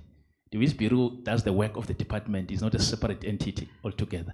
So it means the department will be doing monitoring, but through a vehicle, in this case would be the Waste Bureau. So, but now these are proposed amendments. So we are at the moment considering those submissions that we have made, and then we'll see if those proposed amendments are brought into effect. Thank you. Thank you, Jeremiah. Most appreciated. Thank you, Crystal, as well. I'm going to ask one more question before I open to the floor. And my question is around EPR fees and the future of PROs. And then after that, please be ready. I will reach out to all of you to see if any of you have questions as well for the panelists. So to all of you, my general question is, how can we strike a balance between a realistic EPR fees and financial sustainability of PROs, right? Joseph, you had mentioned this whole thing about this magic number that you'd actually looked at if you had to do all of the things, etc. But we are in a situation that we need to understand the pressures that producers are facing as well. So consequently, how do we strike that balance between the fees that are being charged and the financial sustainability of the PROs while avoiding the inefficiencies or overcharging, right? What could that model look like in the context of the e-sector, where we often place products with longer lifespans into the market? That's quite a critical topic in this space, given the nature of these topics, nature of these products. So that's my general question, right? And as per usual, I have specific questions to each one of you. Barry, do you feel that the current EPR fee model reflects the true cost of compliance? What are the recommendations that you might have for a viable EPR system while not locking up cash flow for several years? Crystal, you're now my favorite. Is there an opportunity to standardize that fee-setting principles across the PROs from a sector perspective for predictability and fairness, right? We had that fairness discussion earlier on. This is really key because, you know, especially in a sector, not all products are equal. And how can we increase transparency so schemes are performance-driven than rather having PROs compete with each other? Okay, so I think let's open now, before I add too much stuff at you, right? Let's go with that general question, and then Barry and Crystal, if you could kindly weigh in specifically on that. But you're all, it's all open for the general question that I had. Thanks, Jay Sheila. Once again, from ERA side, we've always had a recognition that we're going to have to go with a hybrid model. Our market entry was really with a flat fee structure. It was the easiest to do. It helped us to what we called set a default standard rate. But then as we developed within the first year, we became sectorized. And each sector then had their own sort of nuances, their own commercial nuances, and we started to understand that. And when you start looking at that, you then have to say, okay, what are the South African conditions, and how does that affect the life cycle of the product? What are the recycling conditions at the collection arena, and how do we make allowance for that? So to give you an example, I know the gentleman said earlier, the HVAC sector, for instance, the air conditioning sector, probably 99% of it is recoverable material. And in fact, the recyclers would pay them to get the product. Suddenly they have to come into a EPR regime, and they have to pay a fee for that. How do we match that? How do we marry that? And the only way we could do that was in conjunction with the recyclers to try and work out a fee structure. Similarly, look at the renewable sector. Perceived life cycle of 25 years. You come into the market in South Africa, one of your conditions if you participate in IPPs is that you do local economic development, which is a set aside. On top of that, you have to pay the EPR fees now. How do you manage that? Technological advancement has changed the market. The South African conditions have changed the market. And at some stage, we were saying we have a 7% incidence of waste. 7%. So we have to give you money for 25 years. Are you going to be sustainable? I'm sorry, I'm being long-winded again. In terms of sustainability, when we interpret the notices and what we sit with, we're supposed to work from a zero-cost budget, meaning that everything we collect in a year, we actually have to apply for waste collection, administration, etc. So we don't have a cash margin of safety. So you have a sector that have a 25-year life cycle, and you have to be there to be able to service them because you're getting an advanced recycling cost. Another challenge to us. So we have to look at all of this, and we have to weigh it up and say, how do we model in terms of our fee determination to be able to get all these sectors together?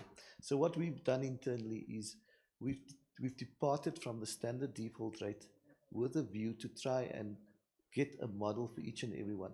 Domestic appliances sector, for instance, you have to introduce eco-modulation. You have to start looking and the take-back schemes. We haven't even come close to looking at that. So it's an evolving arena in terms of fee determination, but it's not just in terms of the fee structure, but it's actually in terms of the collection model that influences that fee structure.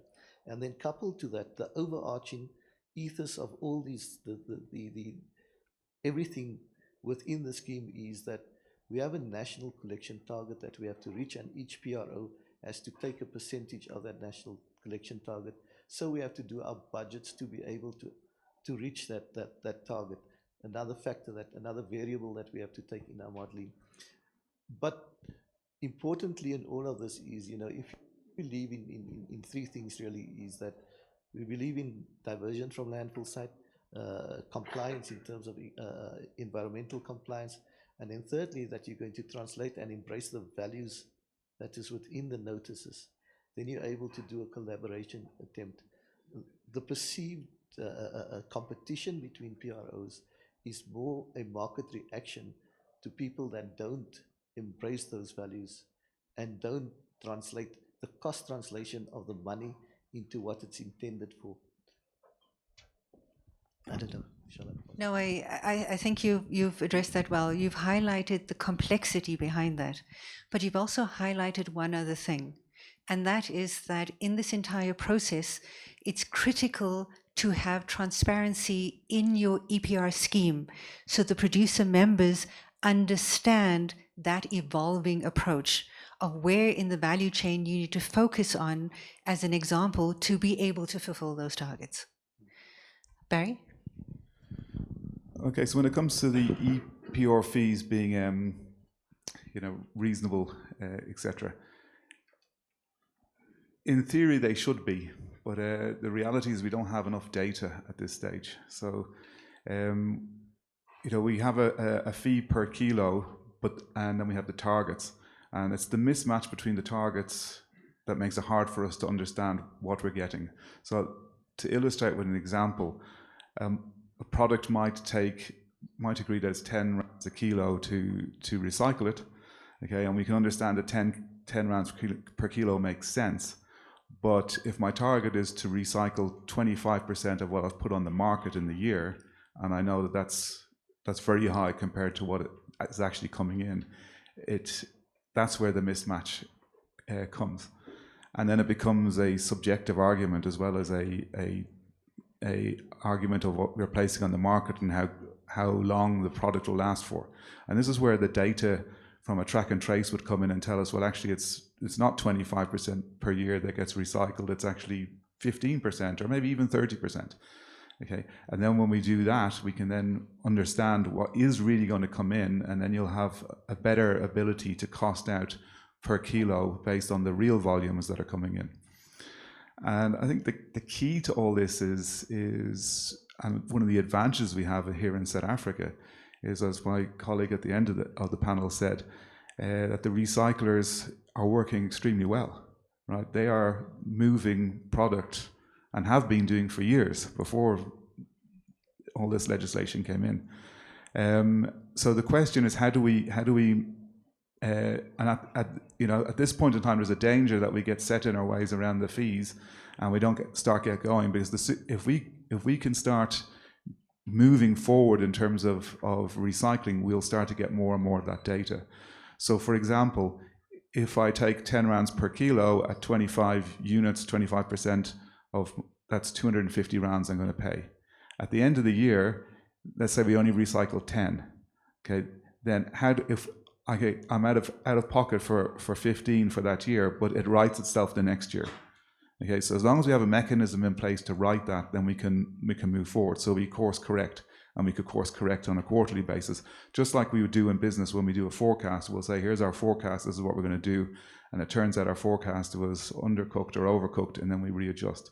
So if we can get going on that, that will help us, right? But there's, at this stage, we need to pull together as members and as producers, because if I've got a washing machine that's 50 kilos, and the main part of that is a concrete slab in the middle to stabilize it, right? I can be arguing with you, and you're like, I'm selling a light bulb, and it's tiny and weighs hardly anything, so I'm happy with 10 rands a kilo.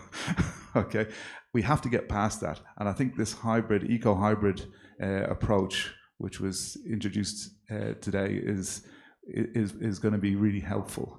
Right? And then just closing the circle is the data will help us on the front end with the fees. But for me, the real value in the data is going to be what comes out the other end. Because at the moment, with the recyclers taking stuff off the market, it's like I wave goodbye to my stuff and it trundles down the street, and then I forget about it.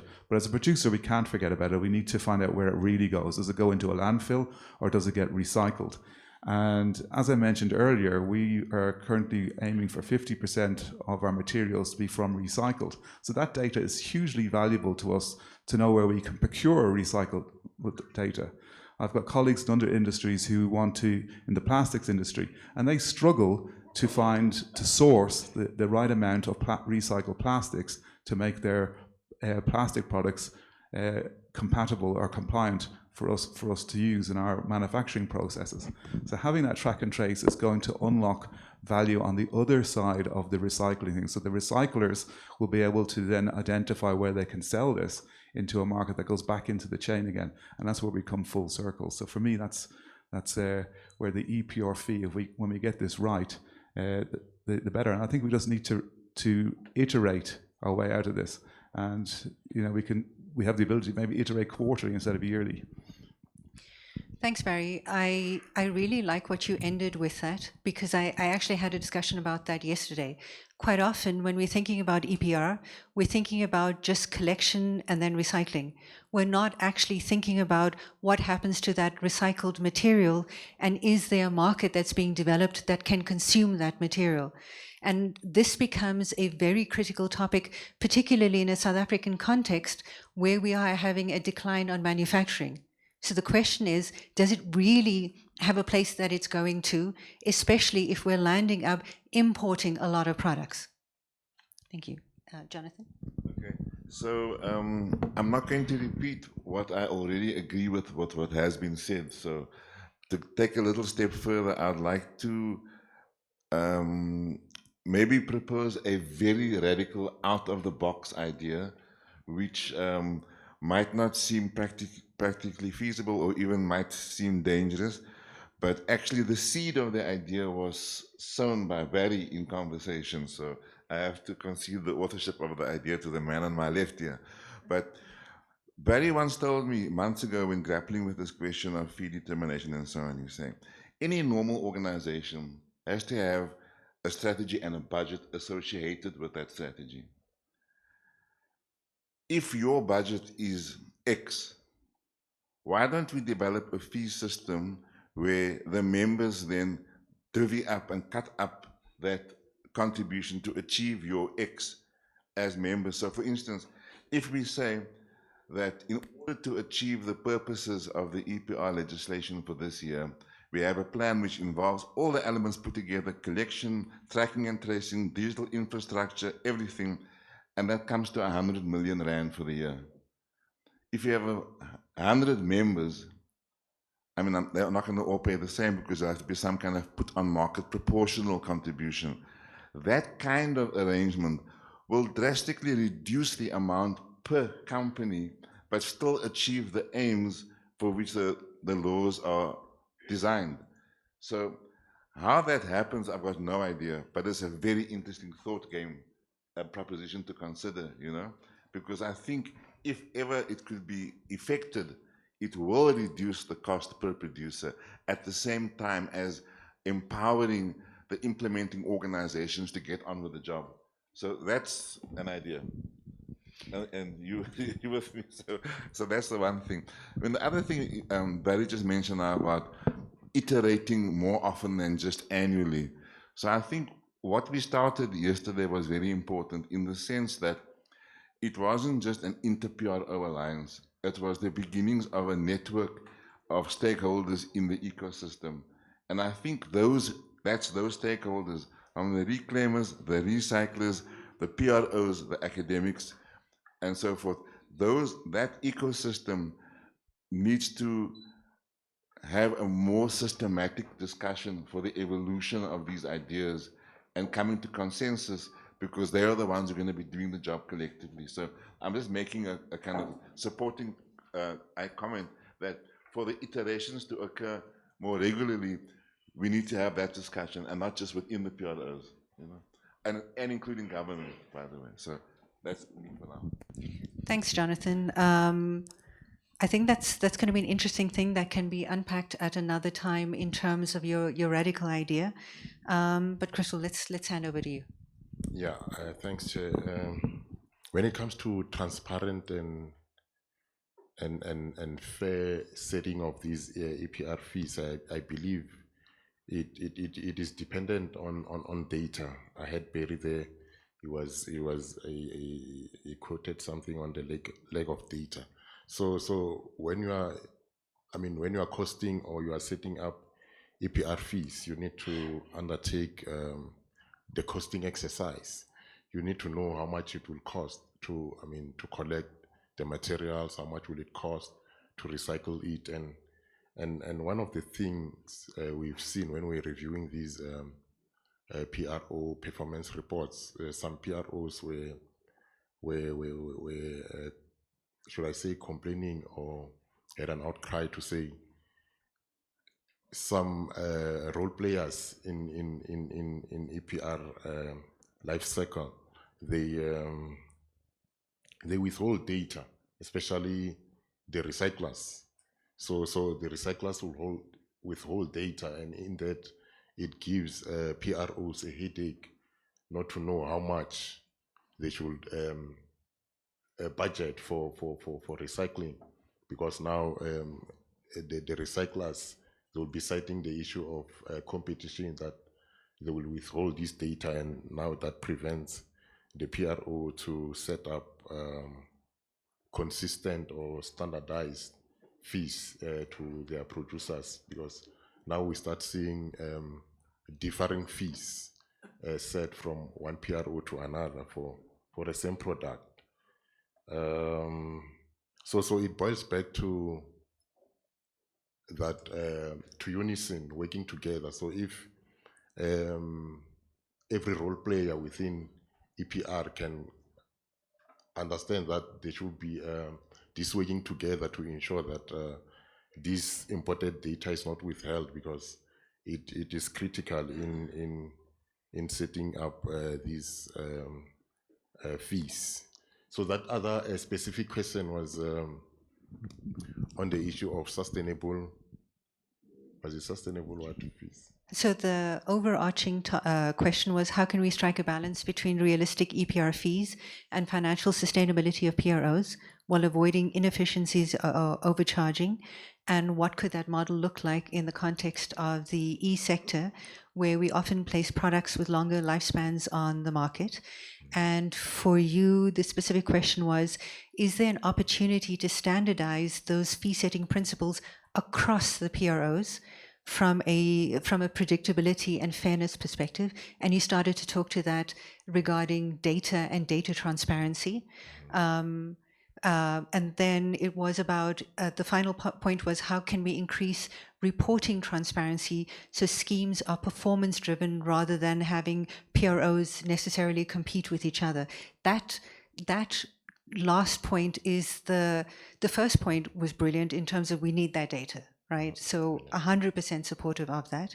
But then the second point was that, as you pointed out, not all the PROs are performing in the same way, right? And how do we create that kind of transparency so that either as a producer member, you're better informed, or what happens is that for you as the department, from a compliance perspective and ticking the boxes of what is required, you're in that kind of position. How do we do that?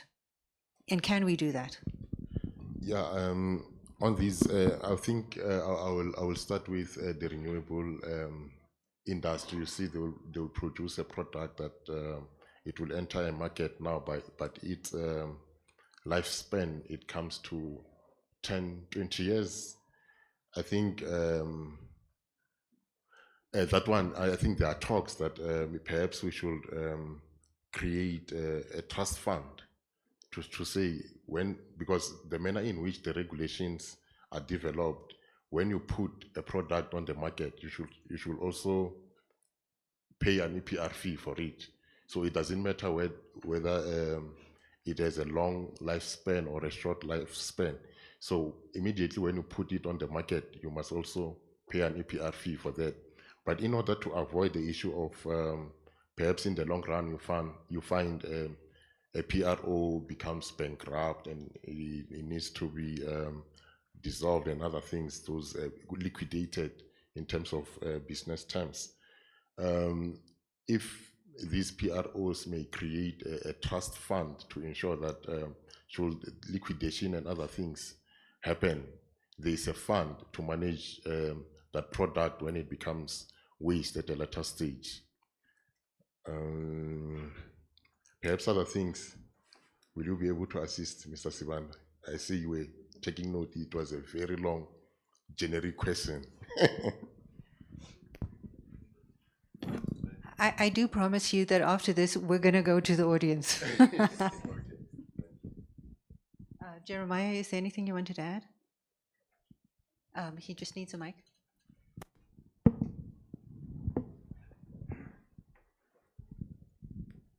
Thanks. I think Crystal has said it quite well. Just to add, in the EPR fee setting, the EPR fee setting principles, there are non-negotiable principles when setting up an EPR fee. I won't be too technical in explaining this, but just to to state exactly what is in the regulations. When setting an EPR fee, one thing that we need to consider, I like what Jonathan said, the issue of fairness, which is what key is a principle that is non-negotiable when setting an EPR fee. Then there's another principle which is cost recovery. The whole principle of EPR is to make sure that you recover the cost. The PROs must recover the cost for the services they offered. So it means then it must not go to a point of making profit. It must be kept at a level of cost recovery. Then there's also the issue of consultation. When a fee is set by PRO, there must be a consultation with the producer members.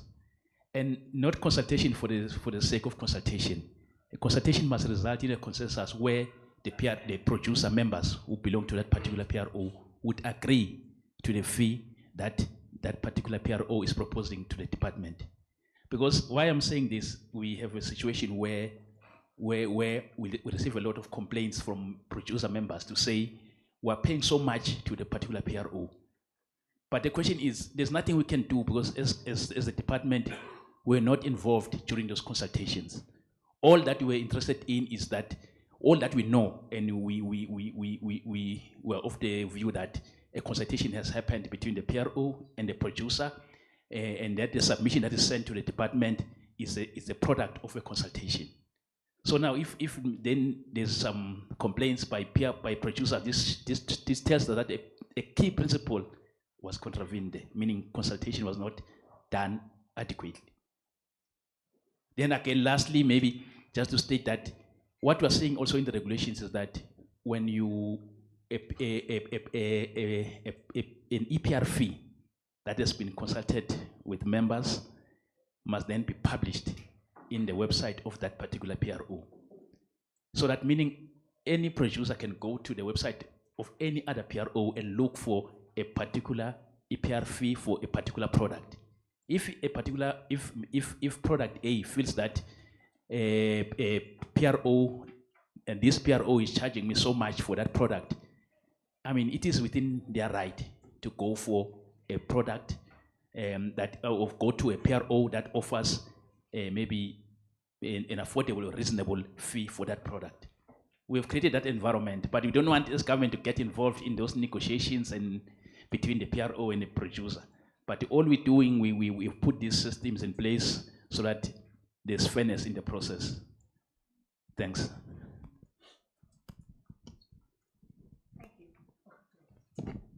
Thank you. Leander, do you want to add anything, or can we open to the floor? Because I suspect there will be more questions relevant for you at that point. Okay, burning questions. Really? Okay, I was expecting like hands to come up really quickly. Right, we have one over here. Okay, one over here, one over here, one over here.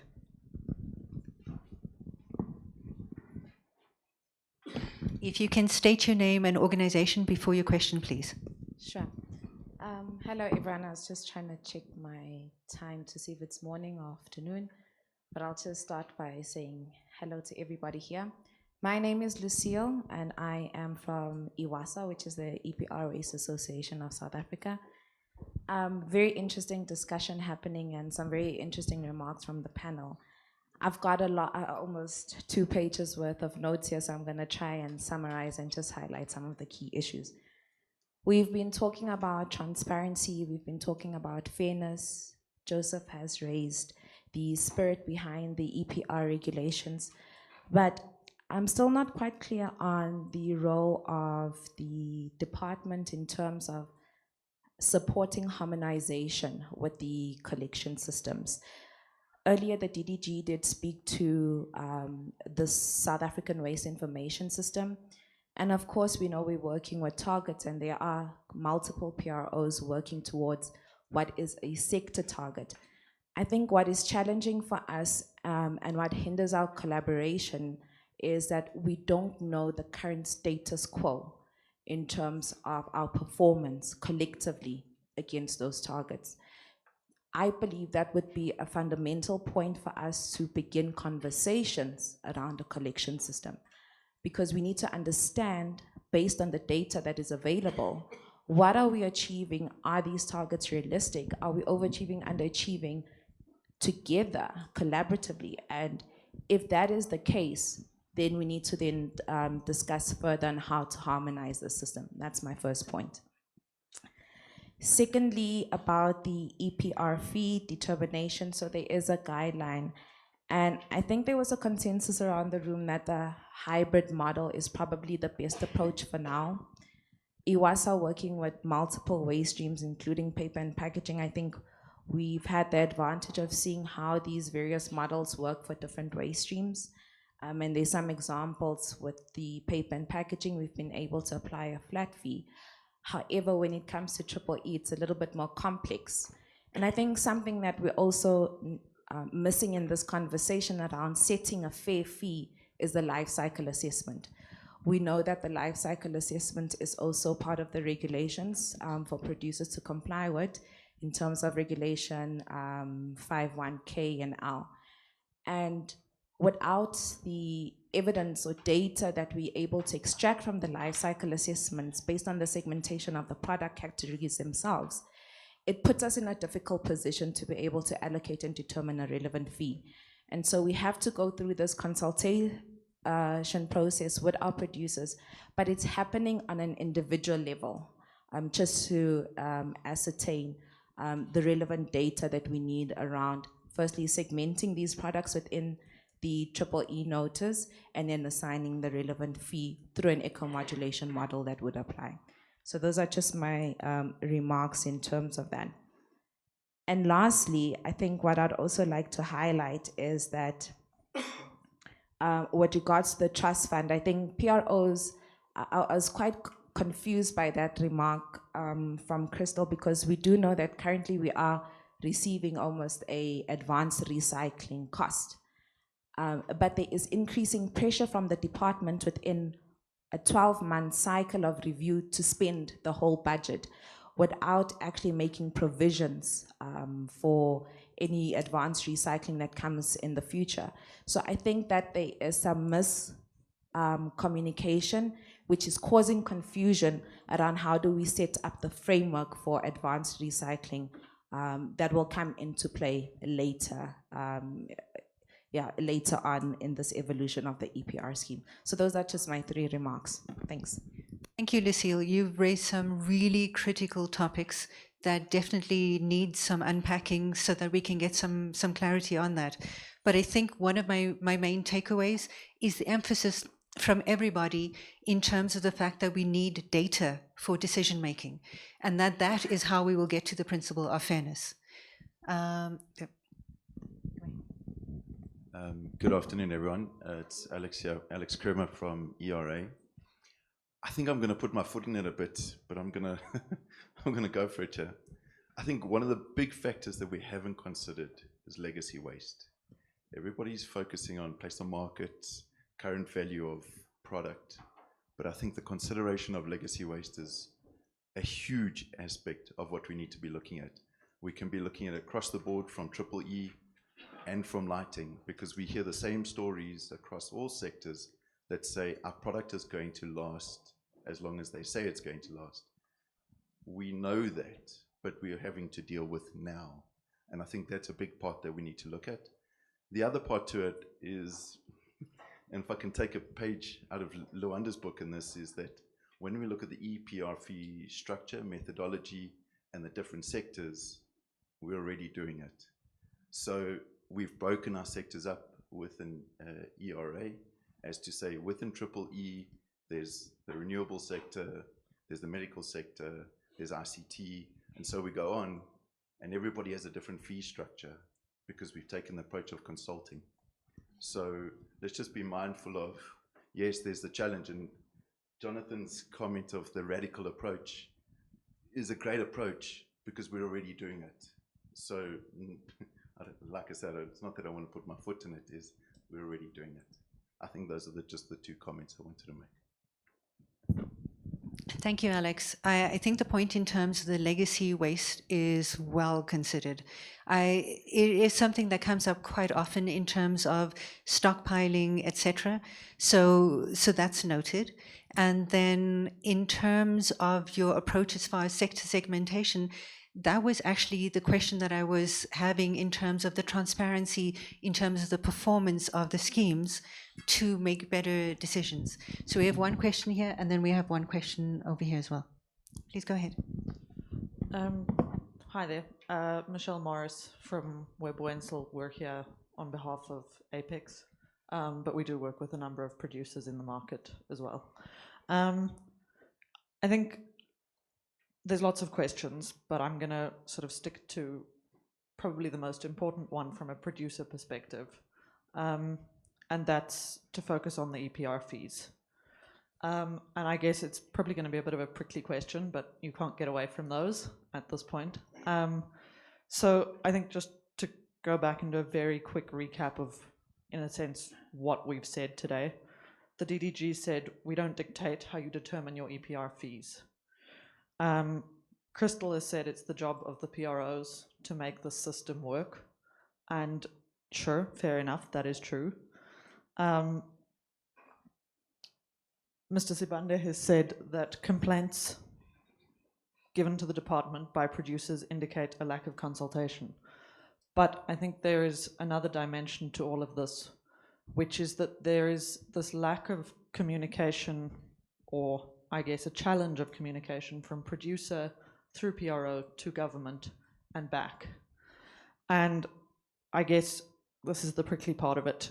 So we come to a system that R2E2 had originally implemented a couple of years ago, where in essence the EPR fee was based on the non-value fractions of the products that were put on market. Now, fast forward a short while, and you come to the DFFE's audit review findings. I believe it was the 2023 review findings, and to quote from the report, it says, R2E2 used to charge EPR fees to its producers as a function of the products recycled, not as a function of the products put on market. And the letter seeks clarification as to whether the matter has been, quote unquote, resolved and corrected. So we see that the DFFE does say it's up to producers to determine, or PROs to determine the fees, it's up to PROs to make it work, but there is a level at which DFFE comes in and says, no, you're doing it wrong. How do we navigate this system where you choose a PRO based on a fee model that works for the producer, you collaborate, you consult, you do all the things that you're supposed to do, and then the DFFE comes in and says, no, that's wrong. But also in a forum like this, the DFFE says, no, we don't dictate how you determine your fees. And I guess there's a difficulty there with communication, because it's not about a lack of consultation per se on the part of the PROs, but there's a disconnect somewhere in all of this. And now you have producers that are literally struggling financially to make it through each year because of the exorbitant EPR fees that have to be charged because of a mandate from government to charge a certain fee in a certain way. Thanks, Michelle. You definitely raised some critical points around the fee setting model, and specifically not just what you've just highlighted now, but the fact around the use of hybrid models and putting the hybrid model forward and whether that is accepted in turn as well. So there's definitely a broken link somewhere, and it's important that we unravel and unpick this to bring it to an end and have some clarity on where we stand. Hi. Good day, everyone. My name is Unatin Nikani from West Aid. And firstly, before my question or / comments, I would like to thank you for organizing such a prestigious event. I'm listening to most of the comments and that are coming in, and my one fear is that, and I know this might have been captured from yesterday's session, is that leaving the people I think matter most are the ones on the ground, which are the formal and informal reclaimers, in terms of them understanding their role and their processes within the discussion here. Ulianda has noted nicely that there's a lot of work that has been done on the ground with regard to what ultimately your discussion is. However, I feel that and I fear that if we don't, the lack of inclusion in terms of we understanding on what is happening, what is the role that we need to play in terms of ensuring that the work of the department is fulfilled, the work of the PROs is fulfilled, and so on and so forth. I think I would suggest, and he has also indicated the issue of that on the ground, you find that to some extent people might admit or say that the lack of or the reclaimers are not organized. That might be true, and that might be not. However, I think that they should. I will advise that there need to be, and you've also indicated that there needs to be a collaborative effort from the PROs, and also I would also like to say that there needs to be a collaborative effort, even from the organizations that are representing reclaimers, and there's a need for reclaimers, formal or informal, for them to be capacitated to understand what is their role and to also play a lucrative role in ensuring we better their environment, we better the space that we are in. Failing which, we will still come back to, we will still leave the ones who matter on the ground and keep the discussions here, whereas the impact of all of that is on the ground or in the communities that we live in. Thank you. Thank you, sir. One more question. I'm just going to make a quick comment on this, if you don't mind. And when I hear all of these topics, I would make a recommendation that we don't try to lump everything together into one panel discussion, but we actually have several that are much more focused so that we can actually unpick. Because right now we're lumping so much stuff together that some things are getting lost along the way. So this would just be my recommendation to think about going forward. Sorry. There's one hand here and then yourself, sorry. Good afternoon, colleagues. My name is Priska and I'm from Epson, an environmental compliance specialist. I think I'd firstly like to express that or we rather, as an organization, share the same, or let me just say to a large proportion, a lot of the sentiments that Barry has shared, particularly because we are also a producer and have made very intentional strides in making sure that we do take responsibility for the potential waste that our products will cause within the South African market. In addition to that, we have even gone to the extent of exploring different ways of making our products, right? Increasing the recyclability of certain components within our products. Instead of using ink cartridges, we're using plastic sachets, right? So there are innovative technologies that we are implementing in our products that align with the objectives that the EPR regulation is seeking to implement. And to the issue of fairness, I think that's also a big resounding issue that we often have to report back to the business units because they want to see the results. What are the outcomes of all of this money that we are putting into the system? Where are the results? I think that's the key thing. And a key topic or a key theme that I'm picking up from the discussions is collaboration. And I think there are producers that want to collaborate.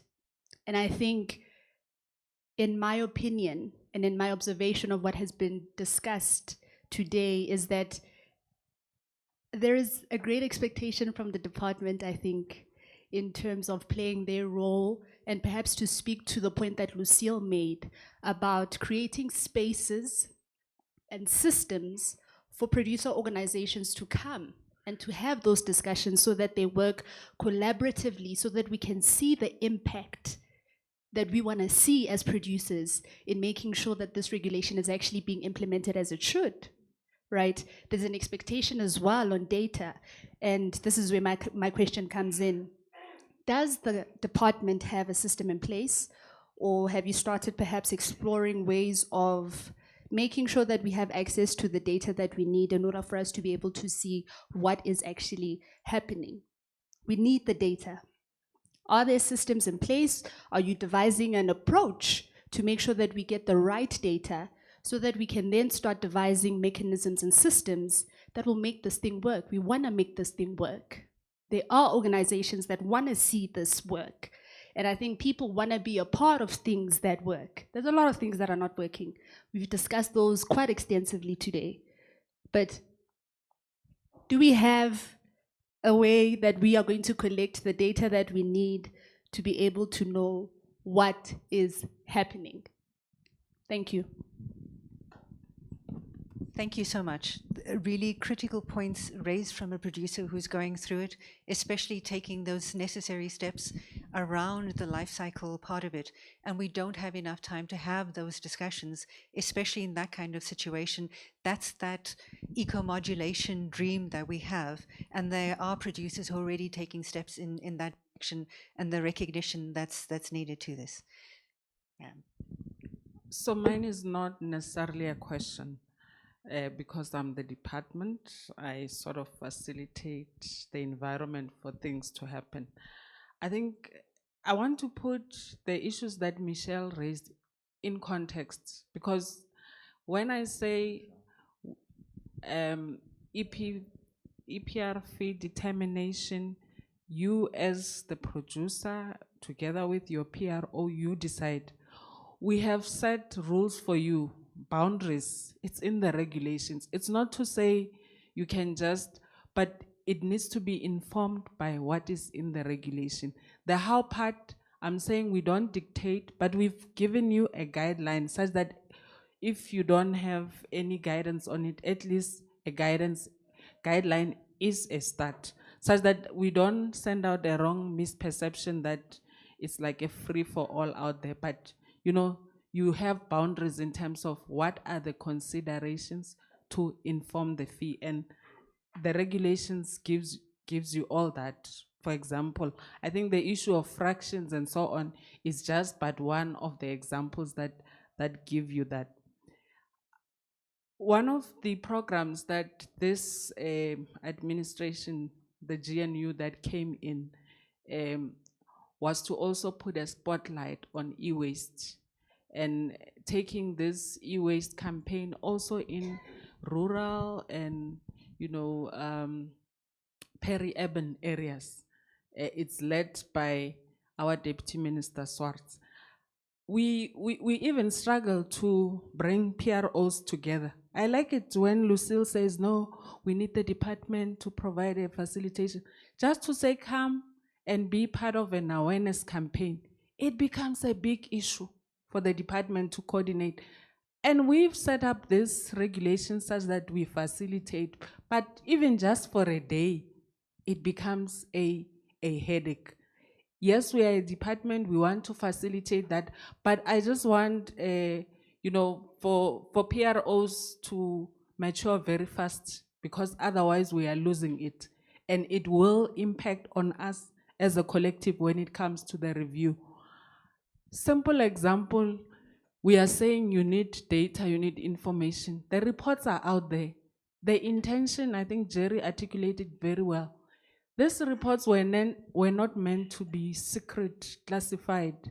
They needed to be out there in your websites, or even when you upload on the system, if there are any sensitive issues, you might have redacted them, but you refuse to even provide this report to the general public.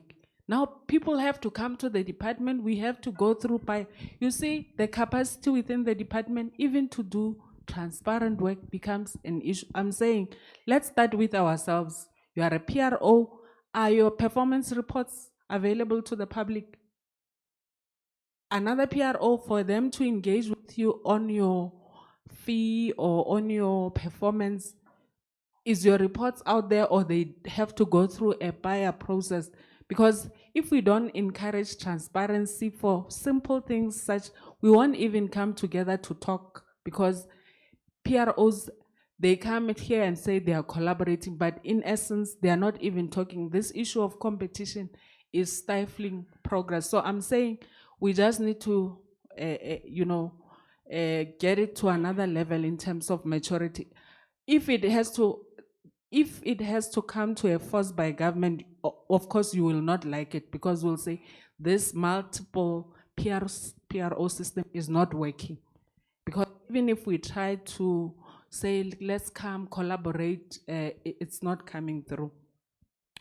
I think, the imbizos getting, because we are talking here, some of the, I know it's not, the volumes, but you can see that from the imbizos that we've done, for those PROs that have worked with us, they are also amazed by the number of volumes that come out. Generally, we are saying communities are hogging this e-waste. They are not letting it go. But the minute you say, no, it can be taken to a buyback center or whatever, then we are encouraging, for this value chain to work. So I'm saying, let's be part of the awareness. Of course, you don't have to compete at the level of awareness. It's just for people to know that there is a collector, maybe Arrow or whoever, who is in this particular space where you can take your e-waste to, and then we take it from there. Because I think for now we are talking more boardroom talk, but the issue is, do people on the ground know about these PROs and so on? Generally, they don't, and we are beyond the system where now it's compelled, it's in the regulations, but even when we have to take it like an imbizo, people are still not aware. So those that network collection points that we want to have there, even with those that we worked with in Mpumalanga, in Northwest Limpopo, you struggle to make sure that those enterprises that act as the first point of contact in terms of collection, they are not getting the necessary support from the system that is meant to support them. So maybe we need to relook at those. The department has got systems, information systems. We have been working, trying to upgrade, making sure that we also are responsible for IR and so on. So the colleagues, in terms of even sharing reports, uploading, we are moving, although there is room for improvement. But I think we just need to work with the sector to improve transparency. We can't be talking about working together, but for you to get a report, you still have to go through a buyer process. Let's work on that. Thank you.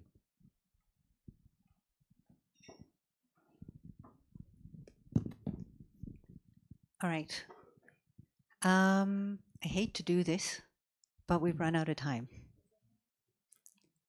And no, I'm going to give it here, right? They're going to end. I'm just telling you we ran out of time, right? So there's quite a number of points that have been raised. I'm going to do a summary and everyone's going to do a last remark, right? So I'm just buying you time to think about what is the last remark you're going to make in less than 2 minutes. Joseph, I looked at you. So I'm just buying you time to think about what you want to say as your conclusion remarks, right? And therefore, I'm going to summarize quickly, right? Where we are right now is there's a lot that's been discussed. And my personal opinion, as I've said before, is we try to lump a lot into one session.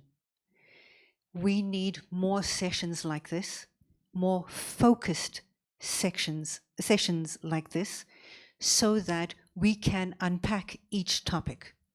If we're going to do a collection model, within the collection model, there's already 3 really big topics. We have the data side, we have the roles and responsibility, we have the reclaimers. Already those are 3 big topics. So to try and force it together is incredibly difficult, but at the same time, putting it out there is not a bad starting point. What I would like to see personally, as someone who is invested in this space and has worked in this space for quite some time, is I'd like to see more outcomes-driven stuff, right? Each one of you have talked about different things about systems that are already in existence, the need for data or data systems that are already in existence, and collaboration, etc. But I'd like to see it more practical and outcomes driven of how we can go about doing this. And I think if we take this approach, it means two things. One is that the producers will feel more confident about the money that they're putting out there, and that it's actually going to support the things that they're supposed to be responsible for from a legislative perspective. Two is that we will get the transparency and the collaboration going. And there's a lot of gaps. We talked about a lot around transparency. We talked a lot about collaboration, but it's really clear that we have a lot of gaps around that. There's a lot that also needs to be unpacked around the fee side of things. There's a lot that needs to be unpacked in terms of the regulation itself, right? I think that there's some key points that have been made about legacy products that are out there, as well as life cycle assessments feeding into that data system that will breathe life into eco-modulation. The long and the short of it is that we still have a long way to go. That's clear, right? There's no way to paint around that. But it's a question of what do we do from here that makes the difference. Luyanda, have I given you enough time to think about things? Yes, thank you. Lisa. Thank you. From the comments from my brother from West Aid, we are organized, I repeat. And we've had a lot of experience with working with municipalities, industries, PROs, and we know how to deal with situations. And we have put ourselves in a strategic position. As I said, we're ahead, way ahead of certain processes. And we have kind of looked at it in many possible ways. That there are others that will agree to work with us. There are others who will be hesitating. And there are others who will turn around and look back. At the end of the day, there's a reclaimer right now collecting your stuff whilst we're sitting here talking.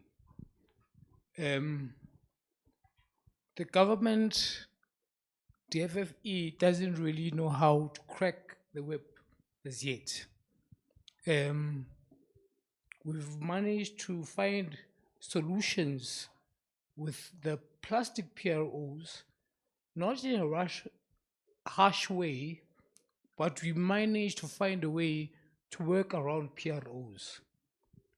We would like to work with you and producers, and if you don't respond, we've got other ways of working around you that will make you work with us. Regulations, if are being read on waste pickers, will tell you that you need to pay a service fee to us for collecting your rubbish. And if you don't do that, there are litigation processes that we can go through. So we would love to work with you at good faith.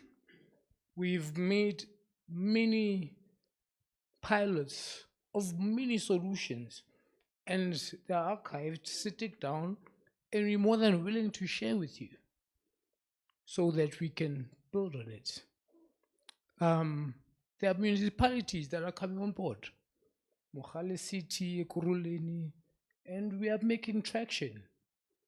And some of the EPR fees would make a process that would take 10 years, but to take a year, to shorten the process. You have individuals working on unpaid labor, because what we are getting for working is peanuts. And sacrificing and being an engine to this properly working system that a lot of people are benefiting on. And the cost is in our bodies, the cost is in our health, the cost is us. And busy arguing amongst yourself and not considering us. It's fine, but it's a plea that we would love to engage.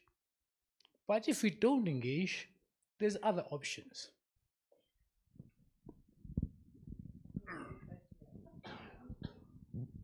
Yeah, no, thanks, Chair.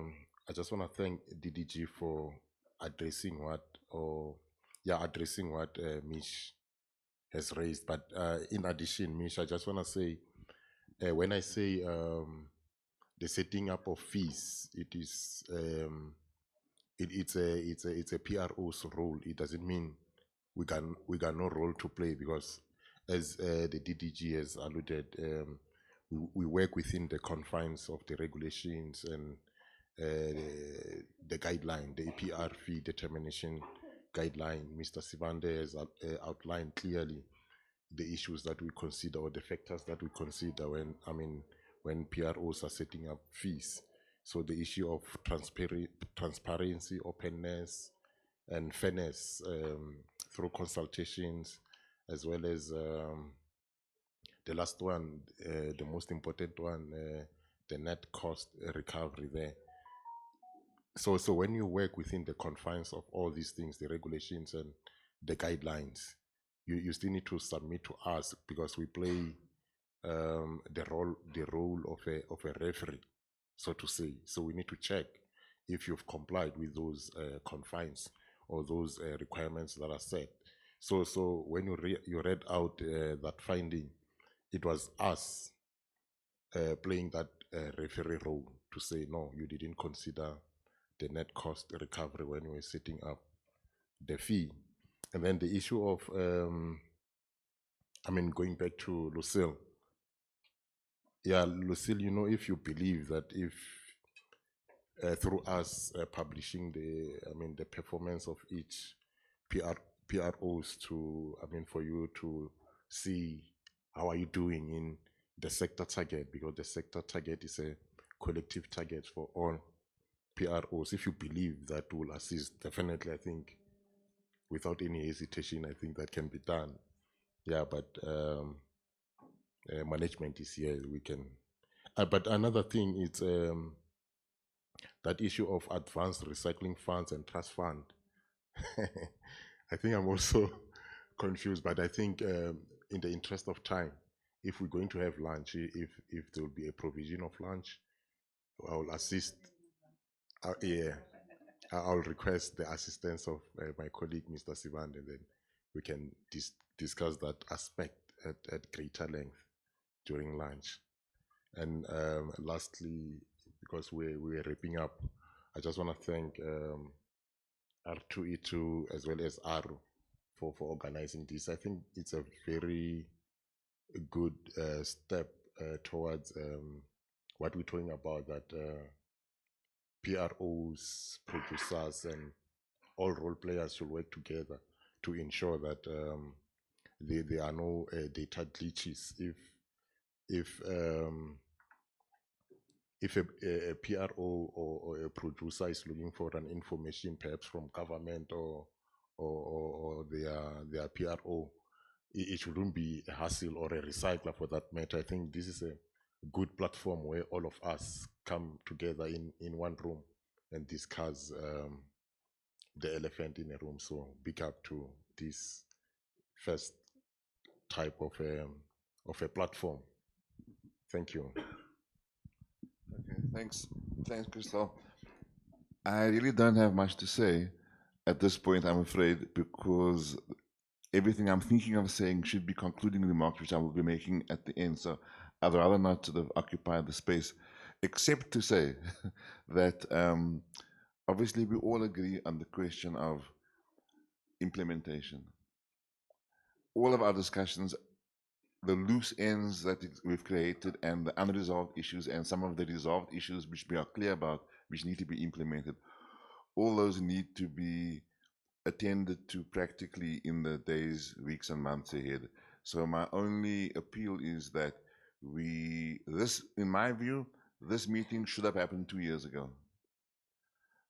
It is what it is, it's happening now, but let's commit to accelerated implementation and not delay. I mean, maybe that's all I really have to say for now. Thank you.